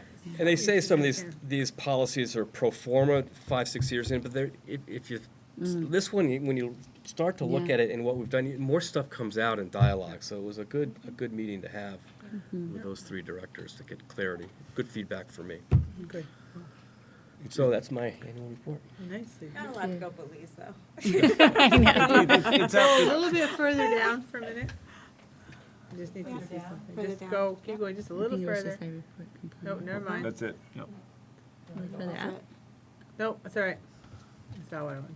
We're good. This is where the principal part Yeah. Yeah, 14. Any questions for Mark? Or Ellen, since she's still, no.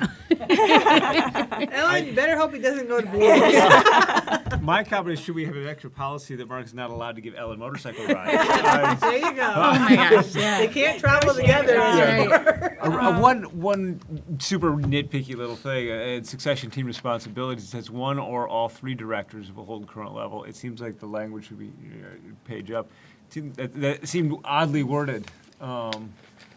It's the number one under succession team Yeah, responsibilities. one or all three. Well, what if two of them are licensed? It just seemed like it's purely a critique of your English, not of Okay. not of the policy. Maybe I can At say least, at least one. at At least one. one Yeah. of the three directors. So you want to leave it as this year, and I'll just make an amendment That's for next totally year? fine. That's Yeah. Just when I read it, I went, what? Oh, okay. That's why I love the feedback. Very all. rich. Take it all. You could This just could put be an a F, public- just change the R to F. And one I of I think or. even as a friendly amendment, I could make that happen before Yes, we post it I up. think that'd if be that's fine. okay. Let's do that. However, that's- Either way. I mean, I don't want to be critiqued by the public out there. It's fine the way it is for now. Yeah. All right, any other questions for Mark? Or comments? no, that's my own. Edits. I make the motion that we accept Thank you. as presented. I'll second. Any further discussion? All right, all those in favor? Aye. Passes 4-0. Thank you. Thanks.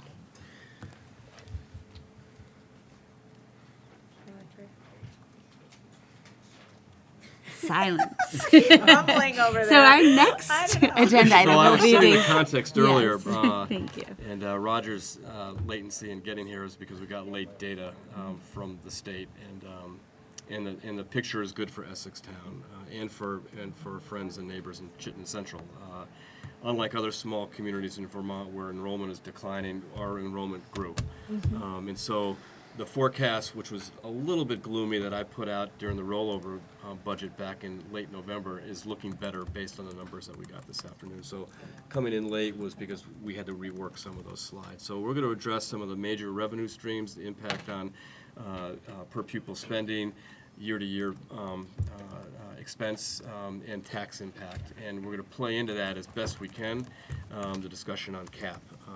There's not a slide on CAP, but I think it's important to share with our boards how we fare compared to the cap of 1.96, which might change when the legislature comes back into town in a couple of weeks. So wait and see. Thanks, Ellen, for your service. Want me to drive that, Roger? No.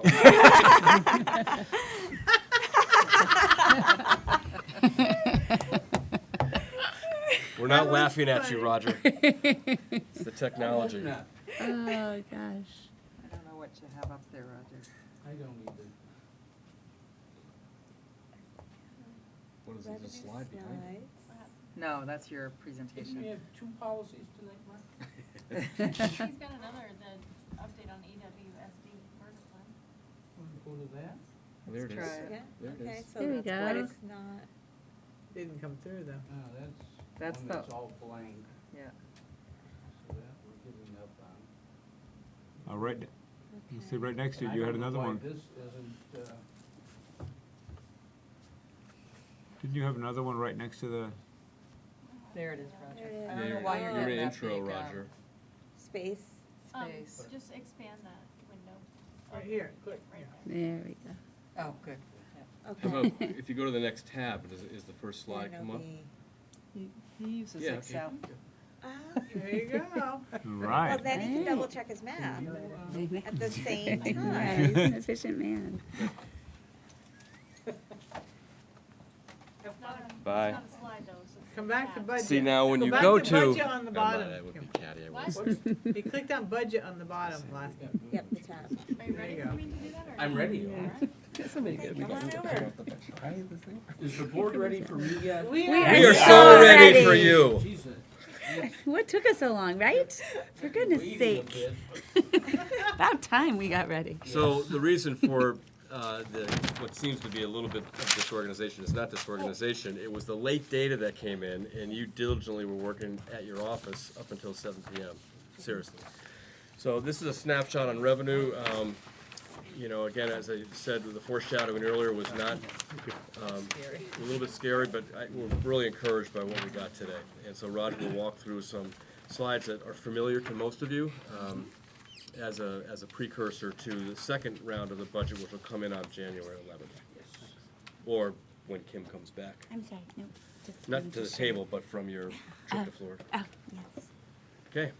So tonight, I thought rather than starting with all the revenue detail, I'd cut right to the chase, as Mark indicated, with the news that we received about 11 o'clock today with updated information from the state. This slide repeats things that you've seen many times in the past. Our budget's going back to FY11. Note the fact that in that period of time, our budgets over the past 6 years, FY11 through this current year, FY16, the budget increases have averaged 2%. You see the changes each year, beginning with a fairly large budget decrease in FY11. So towards the right of the page, or column H, as we can see on this Excel sheet, the first draft budget that you've previously seen, $22.5 million, a 3.6% change from last year.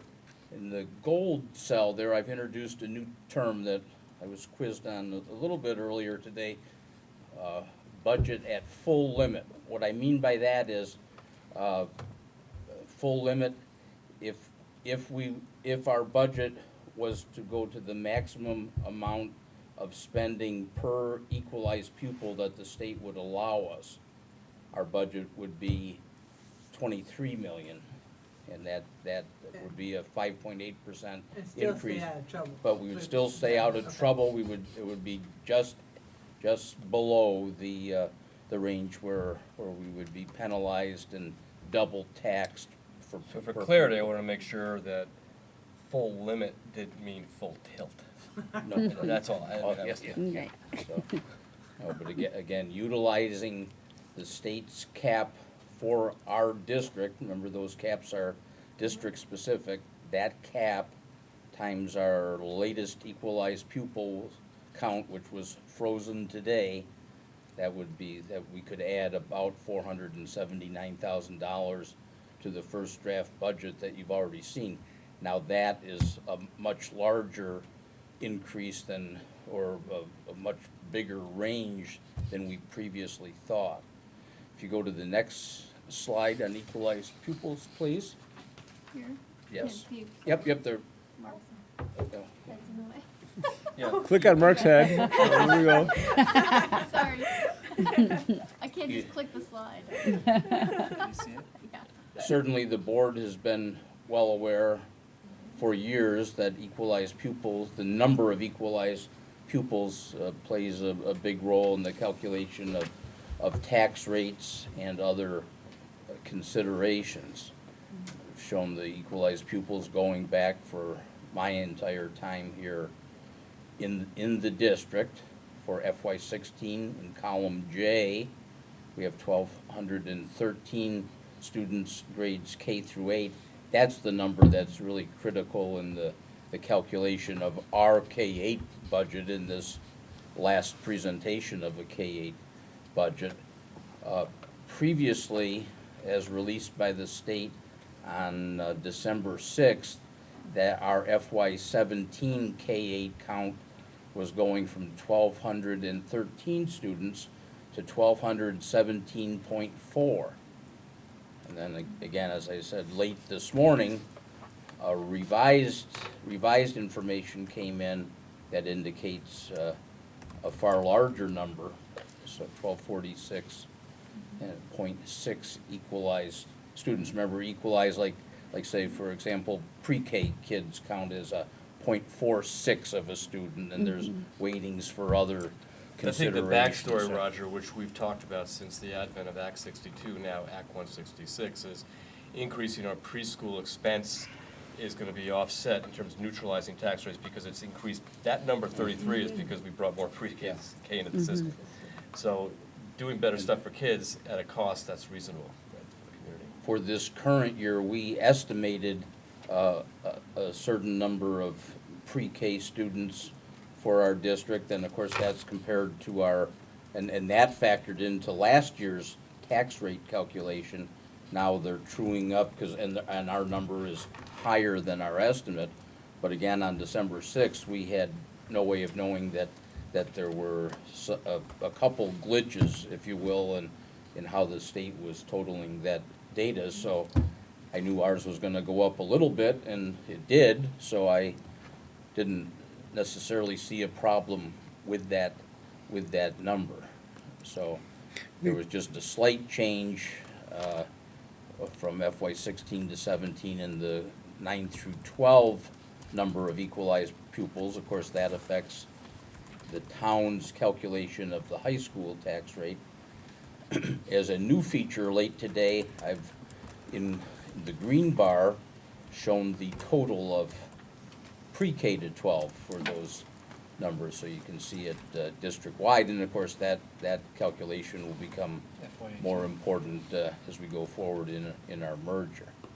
I find it interesting that even if my understanding of equalized pupil, the number of pre-Ks that we have, even taking that into account, our numbers are not, if you took out pre-K, and I'm not quite sure how it plays into each year, but I think it seems like even if you took out the pre-K number growth altogether, we're still not going down. We're still actually going up a little bit. Yes. Not as much, but we're going, we would go up even without that. We've been maintaining 400 plus kids. We dropped a little bit here last year, but yeah, it's been a pretty static number. No, that's true. I've noted in the gold band, the district's allowable education spending per equalized pupil for FY17 is the number shown there, $14,591. So And when that's our just our equalized pupil, pre-K 8 though. That's our pre-K 8 that's our times pre-K 8 number. this Yeah. year, yes. But understandably then, when our pre-K 8 student count, equalized pupil count increased so today, that's what led to that large availability Reader. of extra budget range should we feel the need to add more opportunities in the general fund budget. Next slide now, please. Spending per equalized pupil. That shows our spending per equalized pupil in prior years. In that slide going FY13 to FY16, in each of those years, the budget included a reserve. So the spending per pupil shown for each of those years and does include that reserve spending. In the early years, you see what the Vermont average spending per pupil was, how we compared to that, and then what the Vermont penalty threshold was each year. In FY13 through 16, we were always considerably under the penalty threshold. The penalty threshold was a statewide threshold and generally quite a bit higher than our spending per pupil.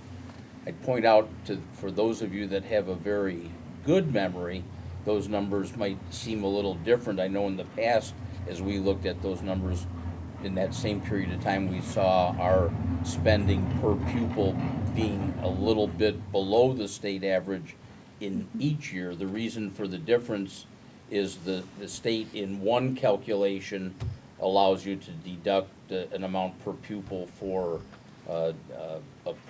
allowable capital debt that the state has on record. And it was always my understanding that that net number with the slight reduction for capital debt was the number that we should make our comparisons by. But I've learned at the end of last year, after we had looked at all this, that it should have been the higher number. So. Roger, that's not a typo, right? They had no increase in the Vermont average spending, 15 to 16? 15 to 16. Vermont average spending per equalized pupil, 14. That might be a typo, yes. There was probably probably some Yep, version of a So change. I will, In which case, we're not really, We probably might not be over, Yeah. no, or at least not 305 over. maybe not. Because that is quite a change to go from 79 under to 305 over.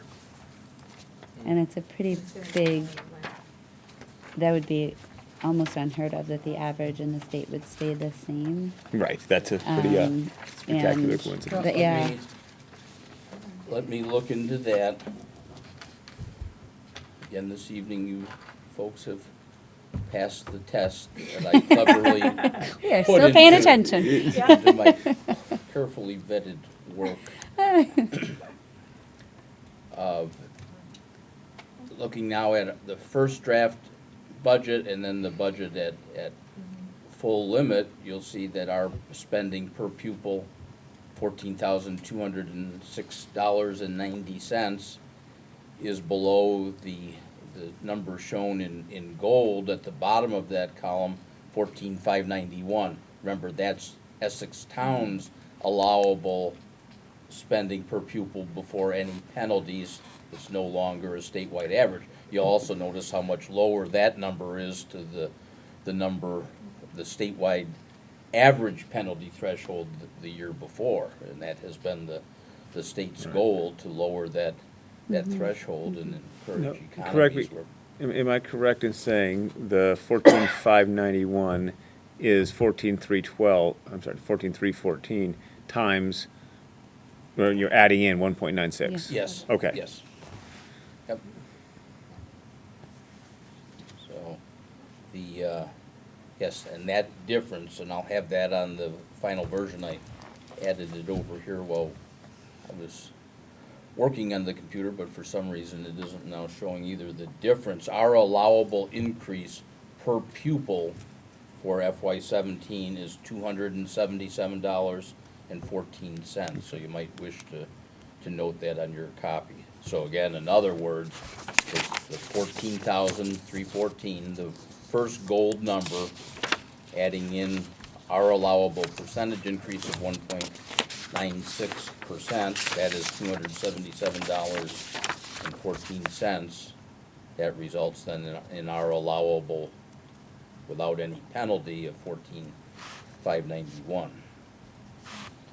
So if you compare the column first draft FY17 to the budget at full limit, notice that the equalized pupil count is exactly the same. The difference is on the blue shaded line, spending per equalized pupil. It would increase to that full allowable amount. It's not what we're advocating for. It's just- Not advocating, No, that is, no, understood. that is for your Right. information. Prior to 11 o'clock or noon today, I understood that allowable capacity to be $46,750. So the extreme We were pretty change in our close. equalized pupils has resulted in a big change there. Next slide, please. On taxes, I know that that's always something that has our interest. You see our tax history back to that same 6-year period, FY11, when we had both a decrease in Essex Town's rate and the blended rate. And over that 6-year period, Essex Town's rate increase has averaged about 2.5%. Looking at the first draft budget slide, the state has already decided, that was part of last year's legislation, that the state base homestead tax rate, the numbers in the green shading, it will go from 99 cents to $1. Regardless of that, with our first draft budget, the Essex Town tax rate, as best I understand it, would go down by 2.94%, or almost $29 for each $100,000 of assessed value to homeowners. If we had reason to increase, and again, we're not advocating it or suggesting that that would happen, but if our first draft budget was increased at that full limit of $479,000, the state homestead tax rate would not change. The Essex Town tax rate would still decrease, only 0.3% as opposed to 2.94%, and a decrease of $3 per $100,000 for homeowners. Car wash. Cheap, that's a cheap.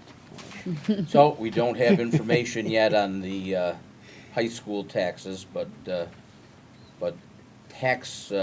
tax-wise, this year we'll be able to present a budget that in all likelihood will be showing a tax decrease for our public. Which would be good, because that was one of the points of pushing this merger, was that the public would start seeing the decrease. Yeah, and ironically, this would There's have nothing to nothing- do with the It would merger, be but totally it shows in the right unrelated, direction. We'll take the win. Yeah, That's- yep, that's good. Yeah, That's what no, it's people not a are bad gonna- direction to Yes. be headed. Yeah, that's right. Next slide, please. This deals with our draw from the education fund, showing the amount of money that we've needed to make our budget whole after taking into account all other revenue sources each year. In the, for this current year, FY16, our percent increase, even with the reserve, was 3.05%. The state had forecasted an increase of 3.1%. I have not yet seen data to see what that actual increase was, but you see the actual increases for the previous years in that green shaded area. So, Okay, now I have to be, I don't understand this part. this, Sorry, guys. No, that's okay. Fine. That's Oh, good. this is- specific question, Dalton, or? I don't know, I don't think I've ever seen this presented. When I used to work on budgets, I Yeah. don't remember seeing. Can you talk about the state So what state is- fund Yeah, is the, This Yeah. state education Start there. fund, we look at all of our other sources of revenue, local revenue, federal grants, state reimbursement for transportation and special ed, that all adds up to Right. X number of dollars. The amount of money that we need then to balance the entire budget comes from the state education fund. Okay. your taxes that go to Montclair, and they send them Then they back. come to- back. Got it, thank you. Yep. In FY11, for example, that's when Challenges for Change was going on, and districts were encouraged to lower the amount of money they were asking from the state education fund, and Superintendent Andrews clearly heeded that charge, and we reduced $527,000 from our ed fund revenue stream. We did our part, didn't we? we did our part the next year too, and we're careful to try to keep increases after that to a reasonable amount, and in most years below the state average that's shown in that green bar. So in the previous, this year and the previous five, our increases from the state ed fund averaged 1.6%. Now we look to FY17 to balance that first draft budget that you've already seen. We'd need $347,000 more from the ed fund than we received this year. That's a 2% increase. That 2% isn't a rounded up value of the 1.96%. One's an apple, one's an orange. So, and the budget, if we did increase it a full $479,000, then that would be a 4.7% increase from the ed fund. Does that help, Don? Yep, I got it, thanks. I do think, Yeah. though, it's a good point, Don, because this is probably the most complicated piece of the puzzle, and it is a huge puzzle to get Yeah. people to the question of how does this impact my taxes and what's your increase per pupil. I Yeah. think that per pupil number will be the most important and tax Yeah. secondary, and that per pupil dollar figure will be on the ballot this year. So those, well, this is, us understanding it at a deeper level. I think it is important for us to remember that it's not usually the first thing Yeah. we're leading with in these conversations, because it's a more I think I'd complicated follow component. up to this discussion too with adding a little bit of further information on this slide, that when we talk about spending per pupil, that's what spending per pupil is. The amount of money the district is receiving from the state education fund divided by the equalized pupil count. So it's not really our entire school budget that divided by equalized pupils, or, Always gets confused. yeah, it's So it's the just education 23 spending. so the 23 million divided by equalized pupils would obviously be A different number. significantly Yes, higher yes, than yeah, the 14. Okay. yeah. And we generally do not do that or show that number, because that would add to confusion. Yeah. Yes. It's confusing enough. I can create enough confusion without taking that step. With yeah, the yeah, info that yeah. has to be reported. I'm sorry. And now on to revenue summary, and this sort of is a simplified view to following up on Dawn's question. Our revenue categories, local revenue, and we can look at that in more detail. Fund balance in FY17, and we've already discussed that we have more fund balance available next year than we did this year. That helped take some of the panic off of our budgeting, given some of the state changes. State revenue, federal revenue, all that adds up to what the state calls our offsetting revenue, and then the balance to round out our entire budget comes from the state education fund. So, Oh, just, those kids made a huge difference. yeah, Mhm.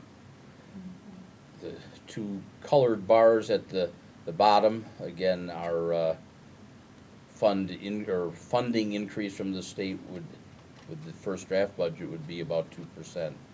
And as I just said a few minutes ago, that's completely different from the 1.96% per pupil cap increase, so.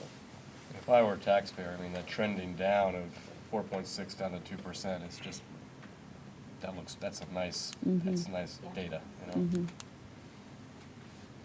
Next, sources of revenue. That slide, we could scroll down a bit in a minute, but that, yeah. Scroll up and down a couple times. Just keep us dizzy. Very Thanks. good, that's sort of what I wanted you to do. Sowing confusion. Thank you, Roger. This mirrors the revenue report that the board receives each month. It's every line of revenue in our budget. And that's a lot for one page. So therefore, if we go to the next tab to the right,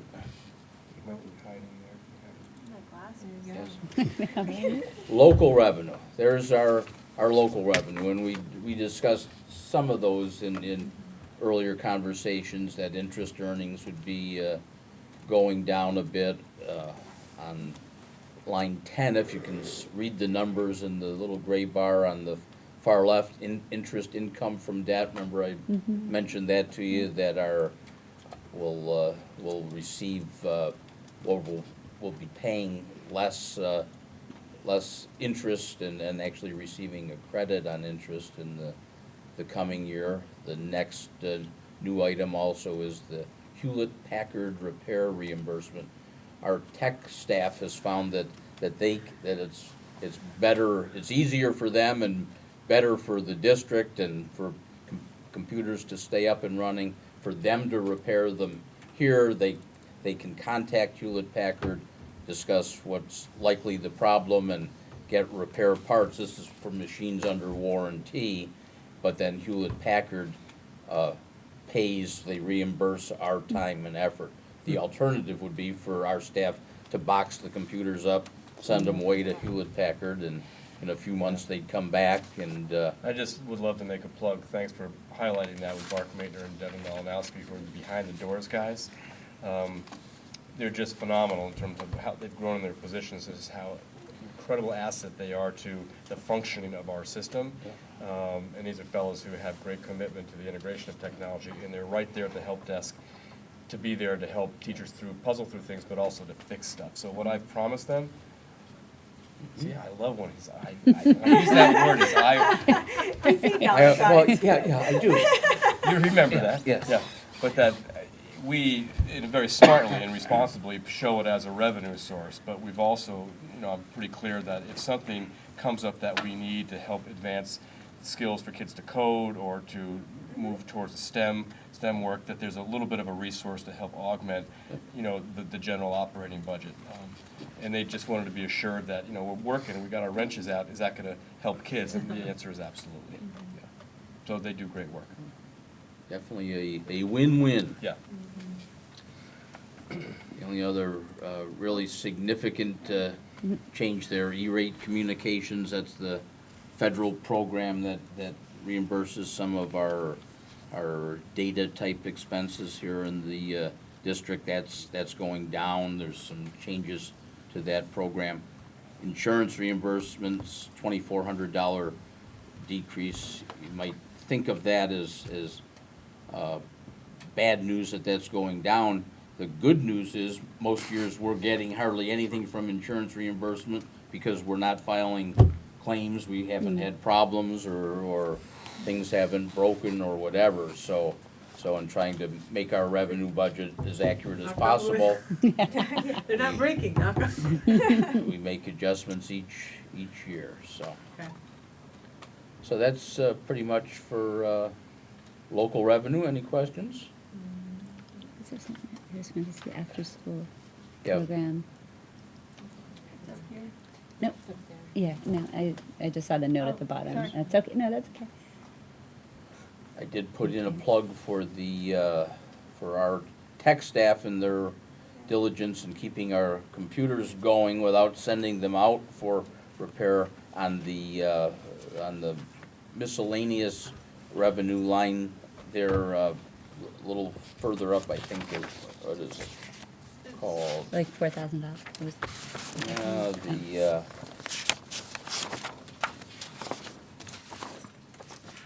It does say gifts and donations. I did make the point that that is money largely from our Essex PTO. That organization every year has That's right. given tens of thousands, so I generally appreciate, around 20. you bringing in some of the backstory, because when you just look at numbering and see it as revenue, really it's the story of how you're using that to invest in student growth. And so I could go on and on about the Y program, and we approached them 2 years ago and said it's time to help support, rather than just in-kind benefit, we need to see a different type of benefit that we derive from this, and a shift towards educational programming for kids. They've done a phenomenal job. And so, I could go on and on in terms of what's happened in Y the last couple of years. But again, these monies are being directed towards students. Actually helping. Yeah. That's good. And that's sort of been my goal over time too, to get us to the point that I wouldn't have to come to these meetings and you could just talk about all the number slides too, along I with like talking those, about the story. along with those silly data walls. Silly data. Yeah. But they were informative. And the Vermont Community Foundation Preschools, because it's now all. Yeah, those were some seed monies that came through that. Okay. So I assume. They're a great organization. On to state revenue, that's the various categories that we receive in the column FY17 budget. Remember when we spoke last time, I said that I had made estimates for special ed reimbursement, the extraordinary reimbursement, mainstream block grant, essential early education. When I got the final numbers from the state this past Monday, my earlier estimates were overstated by about just $12,000. So we were fortunate that first of all, that we got the accurate or final numbers from the state when we did, and that I was in a correct ballpark, so it wouldn't have changed our by a great deal of the numbers that we had talked about previously. The statements that are shown under that in a different version of this presentation have all been eliminated because they were last year's information. So the transportation aid expected to go up about 28,000. That isn't a final number. That still is yet to be received, but the special ed reimbursement budget to budget up over $250,000 when you add in the 205 and the 48.9. The other changes aren't too large. Federal revenue? Can you, your transportation aid, will that change because we added that bus back in? No, Does it I matter think, if I think it's it's based an on- average. That transportation aid is for last year's expenses, a Okay. reimbursement for last year's Okay. expenses, so. Thank you. Federal revenue, as I've noted, the state Wow. at this time of the year on December 15th always gives the districts their IDEA amounts, which still will change a little bit, but final title allocations for some reason are not ever known until about the beginning of June. The decrease that you see in Title I from FY16 to FY17, the FY16 number included quite a bit of carryover money that wasn't spent in FY15. And this year, we anticipate spending all of our Title I money. There would be no carryover, and thus the reduction. The actual amount of Title I we're getting this year, not counting the carryover, is about 196,000 also. So it's really not changing too much except for that carryover. So having reviewed the title allocation requirements for next year, which with Ellen Thompson, who's responsible for the oversight of the educational program piece of this, I mentioned to the board that, on the list of things to consider to reduce is the summer learning camp, because it's primarily funded by title. But it appears as if we may be able to pull that off for summer of 2016. I'll bring more information to you in the latter part of January, because of some other programs that we're not going to fund. The other piece about this is with the change in the ESSA, Every Student Will Succeed Act, the NCLB was, sorry for all of alphabet soup, was reauthorized by Congress, which was very exciting. Rebecca Holcomb has I think I put something in the package. Very exciting as a nation that we've moved away from those draconian AYP measures. That said, we have no idea how that will affect, because we've had to put 20% of our budget, Roger, aside for families to, in essence, we give them a voucher to get service elsewhere if their children qualify.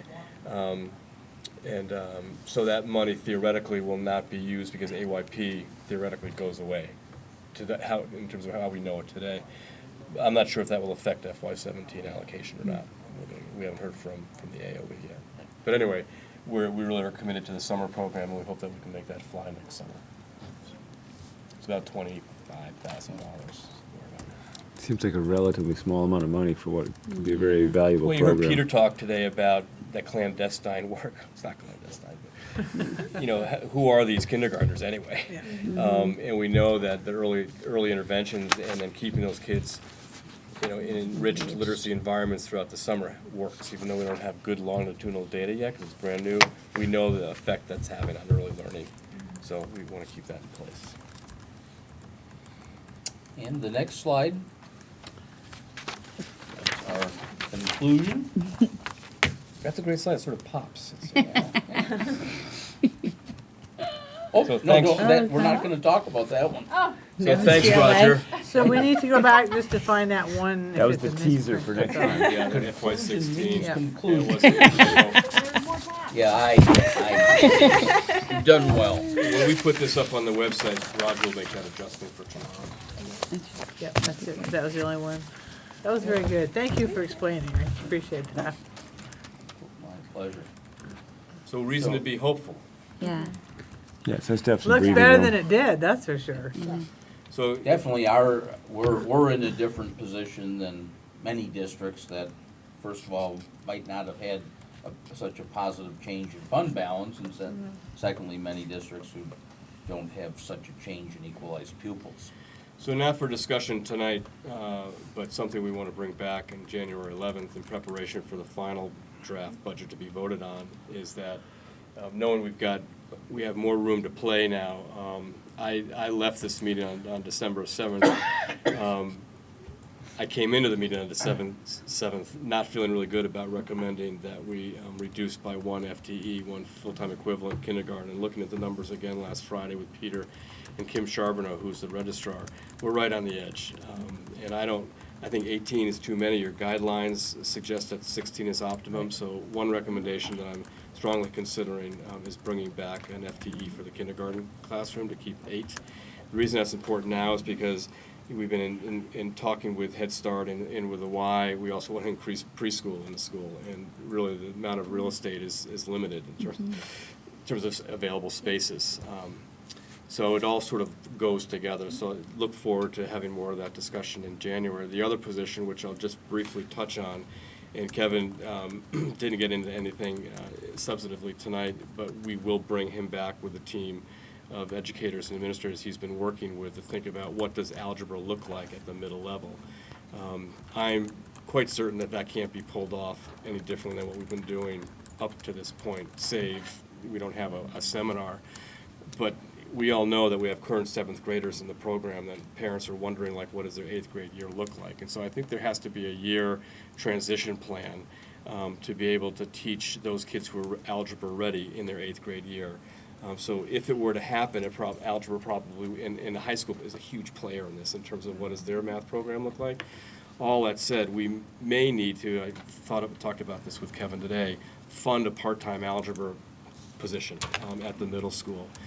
To put that on the back of an existing classroom teacher, knowing how that schedule works, it would be, I think, kind of challenging. So it may not be the answer, but if it is, it may require an additional resource. The reason why that's may not, it's an approach that I think we need to really strongly consider, or that committee does, is when you teach that special class, something has to give in that kid's program, in his or her schedule. And so we've got to be really strategic in terms of if there were a class just for algebra kids, not unlike seminar, it's got to be done in a thoughtful way. So we'll talk more about that later, but I might want to bring that back as something to resource through the budget. And again, it wouldn't be a full-time position; it would be probably a class a day. Is that the success block time? The interventionist block at the end of middle How, school. like, That's is first that thing like in the a morning. comparable amount of time? It's Just probably would be an curiously thinking hour. of schedule. The intervention block's 30 minutes. Oh, and you'd be looking I at think trying you to would do. need, I personally, I an think you hour. need an hour, but. Yeah, got it. Was And it would be curious. less of, again, this is just Mark's opinion, and I think others would share, less stand-up didactic seminar model and more of an integrated, applied way of learning algebra that's more closely dovetailed with the 7-8 curriculum. And listen to me, I talk like I know what I'm talking about, but I think it was so different with a seminar, I think we'd want to have, and that's what the math teachers and administrators are talking about right now. So anyway, Well, FY17 might need a spot of money to help support that. Yeah. That makes a lot of sense. Yeah, not to go down this road too far, but I do, every time we have the 9th graders come back in, they all speak very, very highly of their experience there Yeah, in their preparation for high school. yeah. And I think trying to think of outside the seminar model, which may not work there always tends to be gaps in that sort of, I love the idea of bringing into a class that for those kids who are ready, it really gives them that stepping stone to make them, to help them through their high school career, to get to the places that they're thinking to get. So. And our teachers will talk more eloquently with more research behind them than I can tonight, but, you know, we're all aware of that with the advent of new state standards, the Common Core.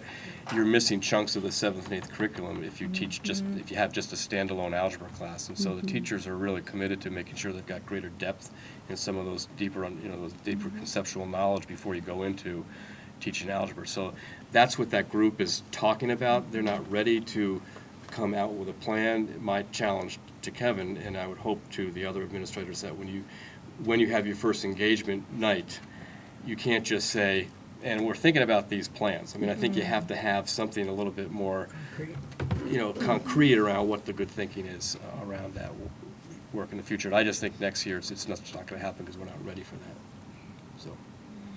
So anyway, that might have some budget implications. Yeah, and I think that's why we're sort of interested in knowing, since it popped in the early fall and then not really any conversation, that we were made aware of, or parents, especially as we were looking at budget, to, at least have some sort of update on the current thinking. And I'm glad that there'll be an opportunity for parents to engage with it, simply because it came up as a question at the meeting on the 14th. Yeah. Because, people want to know. It was a question in the larger group saying, I've, heard the middle school's not going to offer algebra anymore. And somebody did say, no, that's not the case anymore. Maybe it was Rob or somebody, said that's not the case anymore. Well, bottom line is it won't happen unless we do it with the 3 middle schools and the high school. It just won't. It's a non-starter unless everyone could be on the same page, and we're not. Right. And I obviously, I think it's not even just 8th, 9th conversation. It's where are they going in 12th grade, career and college ready, and how are we best preparing them for that? Yep. So it's a deeper conversation and longer.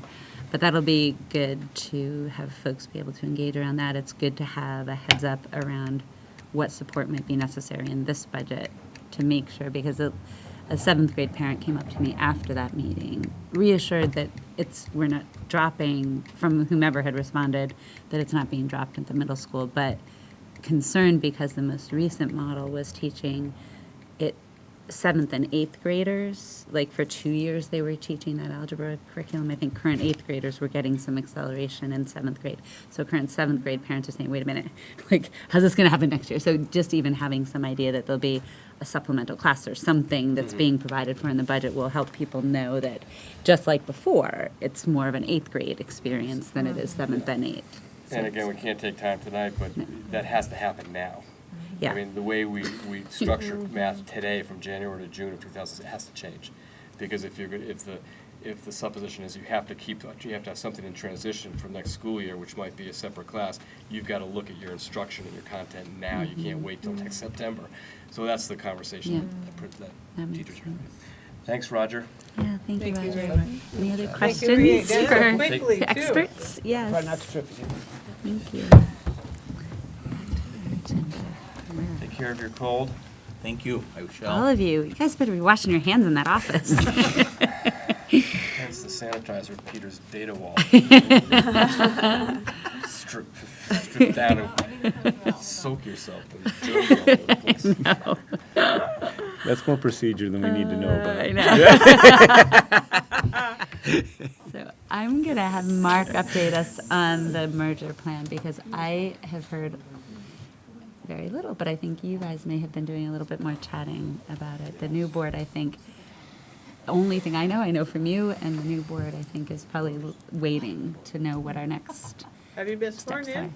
No, January, it sounds like, so Sorry, I was that's chatting to why, Roger. I'm assuming that's why we know Just nothing. talking about the merger. We're talking about the merger. and Yes, just we're asking on if the- The new board have been sworn in. Yes. Sorry. No, wait. Just distracted. So, a day doesn't go by, obviously, that we're not engaged in some conversation about the future, what the merger holds. But the work over the last month is really about getting the sort of the pragmatics accomplished. In the first piece of work is leading up to that first organizational meeting. So, we've had multiple meetings with the attorney, met with Rebecca Holcomb last Thursday or the Thursday before. Judy and I and their attorney and our attorney to look at what that warning looks like, the components, the elements of that warning, and the timelines that need to be followed. And right now, it's been sort of a waiting game. The way it works is that the voting results have to be certified by the Secretary of State's office, Jim Condos. And then those results, after he receives those certified results from the AOE, which he just received last week, he has 15 days to certify those and send them to our respective town clerks, which we have 3 of. 60 days after the town clerk receives them, I thought they were going to get them today. They didn't come today, so I'm hopeful that they'll come tomorrow. We have 60 days to have the first organizational meeting. When that organizational meeting date has been decided, you have to warn in a public, in a newspaper, in 30 days in advance, no later than 40, not before 40 days. Unfortunately, we missed the cutoff for the Essex Reporter today because the date that Rebecca was available was on January 26th. So we had to get it in today. So I had hold the presses up until noon, and it didn't come forward. So we're going to have to use the free press, which is not the best because it doesn't have as great a readership, but it's also buco expensive. But that covers that part of it. But I think we also have to have more of a sort of a media presence with social media, website, postings around town that the meeting would be on such and such a date. The earliest will be January 26th with a Tuesday. And if that doesn't work, we're looking at the possibility of the following Tuesday or whatever it is, February 2nd. I'm hopeful it'll be the 26th if the Secretary of State can certify those results. So that's happening. We're just sort of in a waiting pattern for that. The meeting itself is presided over by Secretary Holcomb. I don't have copies for you of the warning. Yes, I do. I made a copy. I was really thinking as I was organizing today. Again, I don't have any role in this. This has got attorney fingerprints all over it. And they're a great resource because that's what we hire them for. But this is what the meeting would look like. Right now, it's January 26th, provided we get the notice tomorrow and can get it certified. So it's fairly pro forma in terms of how this meeting is conducted. Again, presided over and conducted by Rebecca Holcomb. So their attorney, I talked to her late today, has this with her signature on it, and they'll only send it to me in PDF when we get the results. And then I put it in the free press, and then we set the date. And again, you can see right now she's available on the 26th. Just as an aside, we invited Secretary Holcomb to open up our first full faculty meeting in August, and she agreed to that. So our first, one of those 3 days we have in common in August, we'll have a full faculty of over 800 people in the auditorium, which she has been honored to be invited to preside over that. What I had suggested Kim to Rebecca, and she thought it was a good idea, again, being sensitive to Kim's not on the board yet, so how can I play a role in this, is to make sure we front load Article number 3, and we should probably approach a moderator and a prospective moderator, clerk, and a treasurer, so that the nomination is just made from the floor. We have nominees, people who would do the work, so that we're not looking out at the audience saying, That's right. And so that's one thing that we should do ahead of time. But the other ones, it's going to deserve discussion you can't circumvent the other articles. They have to be discussed openly on the floor. Right. And I think it's worth taking a look at Chittenden East's forming meeting. There were some articles, I think, that they tabled to a future meeting. And so I think we could look at that as. But I think they could do form. that. They already had, like, the budget one, they already had money. That had happened, but I'm thinking I think I looked at their first 2 meetings, and now I can't remember the minutes from that. I can't remember for sure, but I thought the question of whether or not, is it unified union district officers like these three people or the board? No, this is to people? run your meeting. This is to run the. Okay, so this it's is to just for moderate this the meeting. So it's You're- whether or not we're paying these people. It wasn't, there was like another thing At your where first legally they. warned board meeting, It's like your Determining. chair. Like Okay. John Sonic is your clerk Yep, for this got it. board, you need a Got it. clerk for your board. Got it. But I thought the treasurer was the town clerk. It is, It but is we're in our gonna town. advocate that we have someone in our Separate. organization. be It's the a good treasurer. idea, actually. And that John, John is a name for the moderator.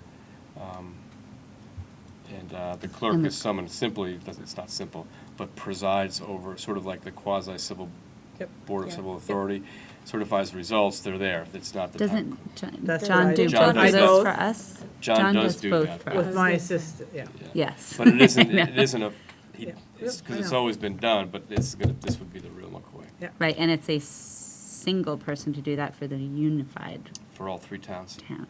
So that's one piece of work that's happened. A couple other things.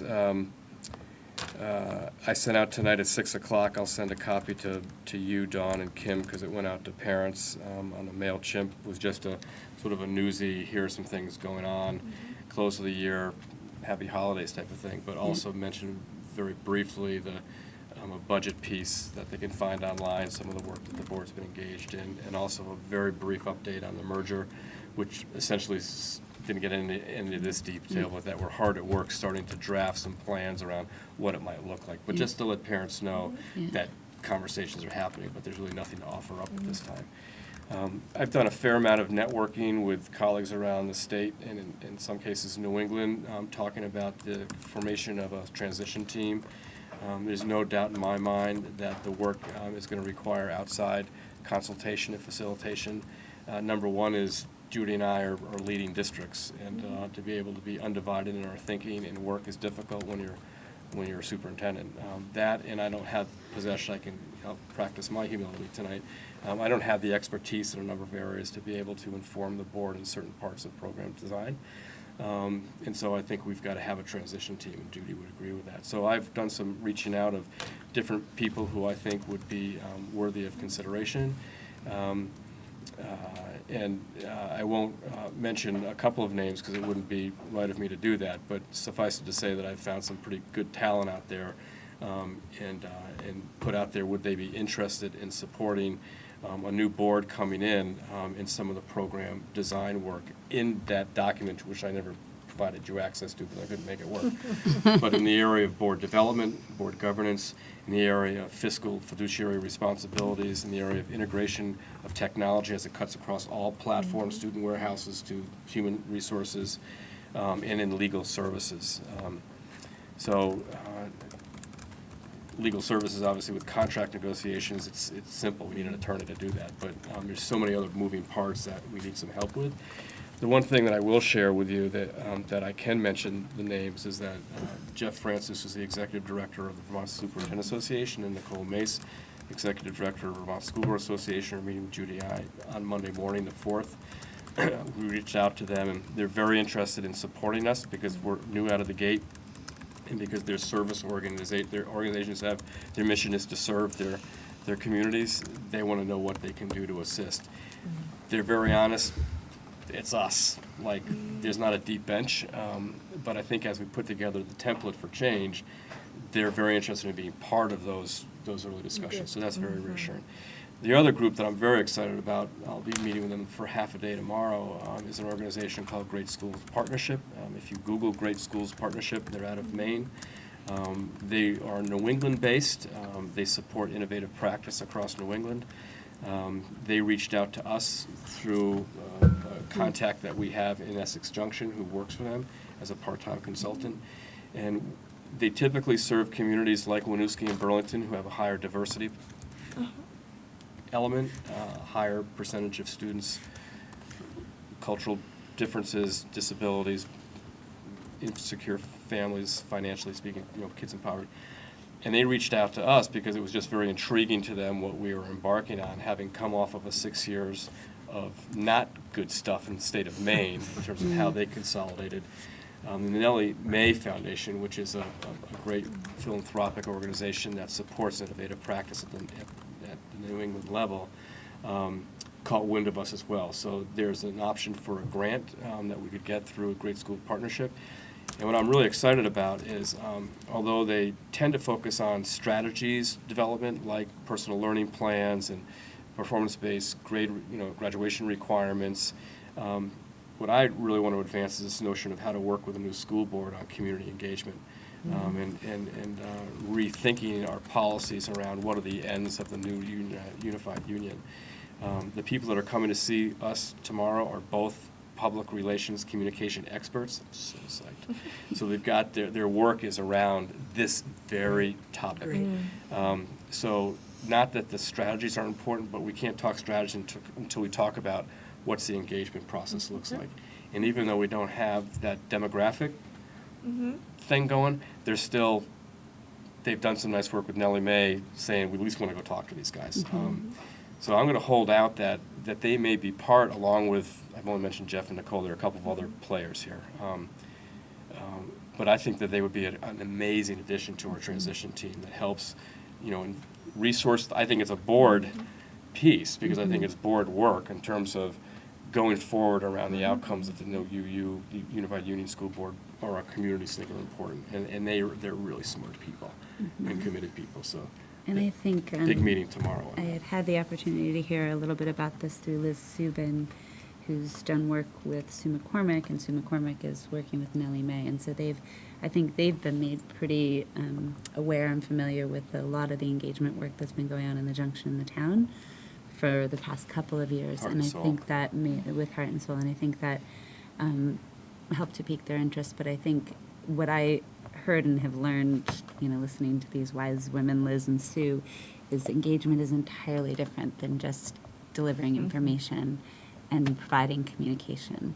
And I think we really need that support, because I think that distinction is going to be really important for people to feel as though they are helping us build what we need to be accountable in this community to outcomes for kids. And so I think I'm really excited to. I can't answer one of the questions tomorrow. I think I'd like to think I know the answer, but one of the questions will be for Judy and I is, what do we have? Do we have the internal capacity and they use the word appetite to do the work over the next several years? And I think that really is going to be incumbent upon the new board, again, to set their course of action through a retreat. And I would guess, Kim, that one of the first things you're going to do is to talk about the engagement piece. So what they don't want to do is flash in the pan, come in and do something cool for a few months, and then it all falls apart. So, having a commitment codified in a plan and good executive leadership, I think, is what they're looking for a commitment on. And I think that we can commit to that certainly for the first year, but beyond, I think they want to know more about that. I'm So I'm really psyched. excited, yeah. So I'll have more information. Again, there are other people here that are just fascinating and remarkable leaders, and they've all made this mark. Judy, we want to be part of the action. So Great. Yeah.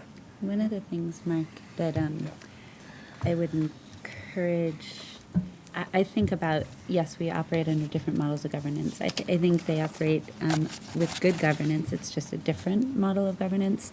And where other boards that are now looking at policy governance as their model, whether it's Chittenden East or Burlington, larger districts are seeking it as a way for accountability for outcomes in a larger district. So I think it is important that we not shy away from it, because for some people, policy governance either makes them nervous or pushes them back. But really, I think we're in a different position, all of us in the Junction and the town, because we already have it operational and pretty experienced in one of the contributing districts. So I think rather than saying, oh, that's something we'll tackle later, I'm not exactly sure how a new board does the work of establishing what we're seeking for outcomes for kids, which to me is the beginning of what you build as a structure to support that. Right. So I think that order of events, I think we should assume that there is really good intention and interest in understanding that, as I saw at the VSBA conference when, Martha and Marla joined me for one of the sessions, or, was at one of the PG sessions. I think there's a real interest, and I don't think we want to assume that we have a a fearful group of people thinking that this would be a bad thing, because I think we also have the experience of Brendan and I having been here when this came up, and when we learned about it together and we chose it as a model. I know Liz is keenly interested. I think we've got enough interest that I think so. if the folks who are less familiar with our experience, even in Nicole and Jeff may say, okay, maybe that's not the first place. I don't think we want to assume that's not the first place that we begin a conversation, because we're all going to have to learn how to operate as a board one way or another. Right. So either we're giving up a model that we've found to have real good value in accountability to outcomes for kids, or we're helping everybody learn about it together and choose something that's, pick it as a model or don't pick it as a model, but we better have policies that speak to Well, outcomes for kids. been so Because if we successful for don't, us, I think we can't ensure accountability Right. to the taxpayers of this larger district. We also owe it to the board, the new board, Judy and I, to come in with not well, this is kind of a cool Google Doc, and we're sort of working on it. You know, I want to have, with a transition team to help inform a thing, I want to have more of more teeth to it, so that Definite, you're not going to yeah. have to worry about the vacuums that exist around, that you can focus on board development, and that we'll have a plan in place to start addressing some of the things that need to come together. Like timelines, and we Yeah, will have yeah. some, So, for support. instance, we've shared publicly that Roger George is going to go to a part-time schedule next year, really part-time. And I think we're going to get accomplished the things we need to get accomplished, but there's going to be, I'm going to have more need. So that plan needs to have very specific steps on how do we reach over the fence and start blending Work those through financial it, services yeah. without hearing, well, I've got all this work to do in Chittenden Central, and I got all this to do in, well, no, that doesn't work anymore, because the work needs to be All together. Yeah. all together, and getting there is going to be the hard work. And we probably all breathe a little bit more easily knowing that this is the last budgets for our local districts. yeah. So I'm sure even Grant Oh, yeah. can envision that when you're not preparing however 5 budgets or whatever 5 budgets or 4 budgets that he prepares across town, that he could envision where his time and space is to provide support. Not to speak for Grant, just saying. That's it. It's got to be That's the easier. update. Thank Awesome. you for all your work on that. Thank you very much. All right, so we are on to our end piece, and if, I'm going to see if I can figure out how to send us the meeting evaluation form, but I think most importantly, can we just speak quickly? We have no monitoring reports to assign. Mark has a 3.3, I think. Any other agenda ideas for the 11th? And again, I hate to miss the meeting, the flight cost differential to get in before the meeting or get in after the meeting at midnight was dramatic. We And know that we're doing the second draft of the budget. Yes, yes. Not to vote on, but just to Yeah, Right, just to to get review. caught up on the enhancements that Yep. we were worried about having removed the first time around, so. Anything else, guys? No. And the Facebook posts, I've been taking notes so I can come up with some stuff, but I certainly want to put a bullet up there that then will link out to the review. I can't give you the words like Cashel can, she's so good, but there's no way I can keep track and do it at the same time. But I'm thinking there should be a bullet on the data wall reports. Yep. And, Dramatically changed revenue picture. yeah. Yes. What did you say again? The dramatically changed revenue picture. um, Dramatically changed. By Dramatic doesn't the need to be in the minutes, increase in but, our pupils. Equalize people. because of the because of the Yeah. because of the changes to that.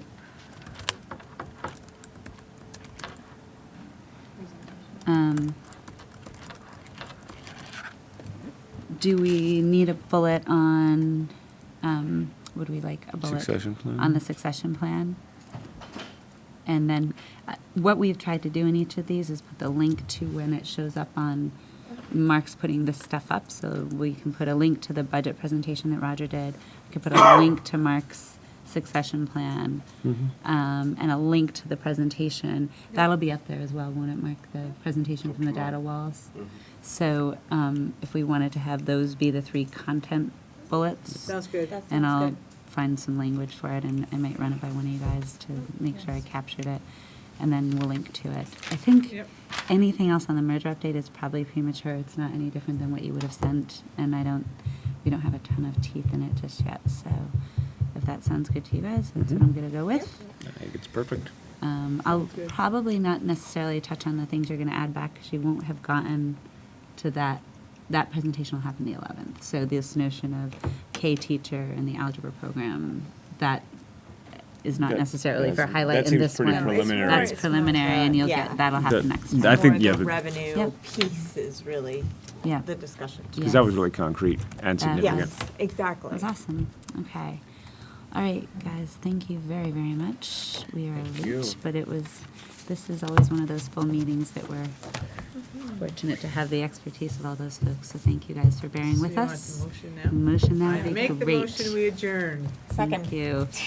All those in favor? Aye. Passes 4-0.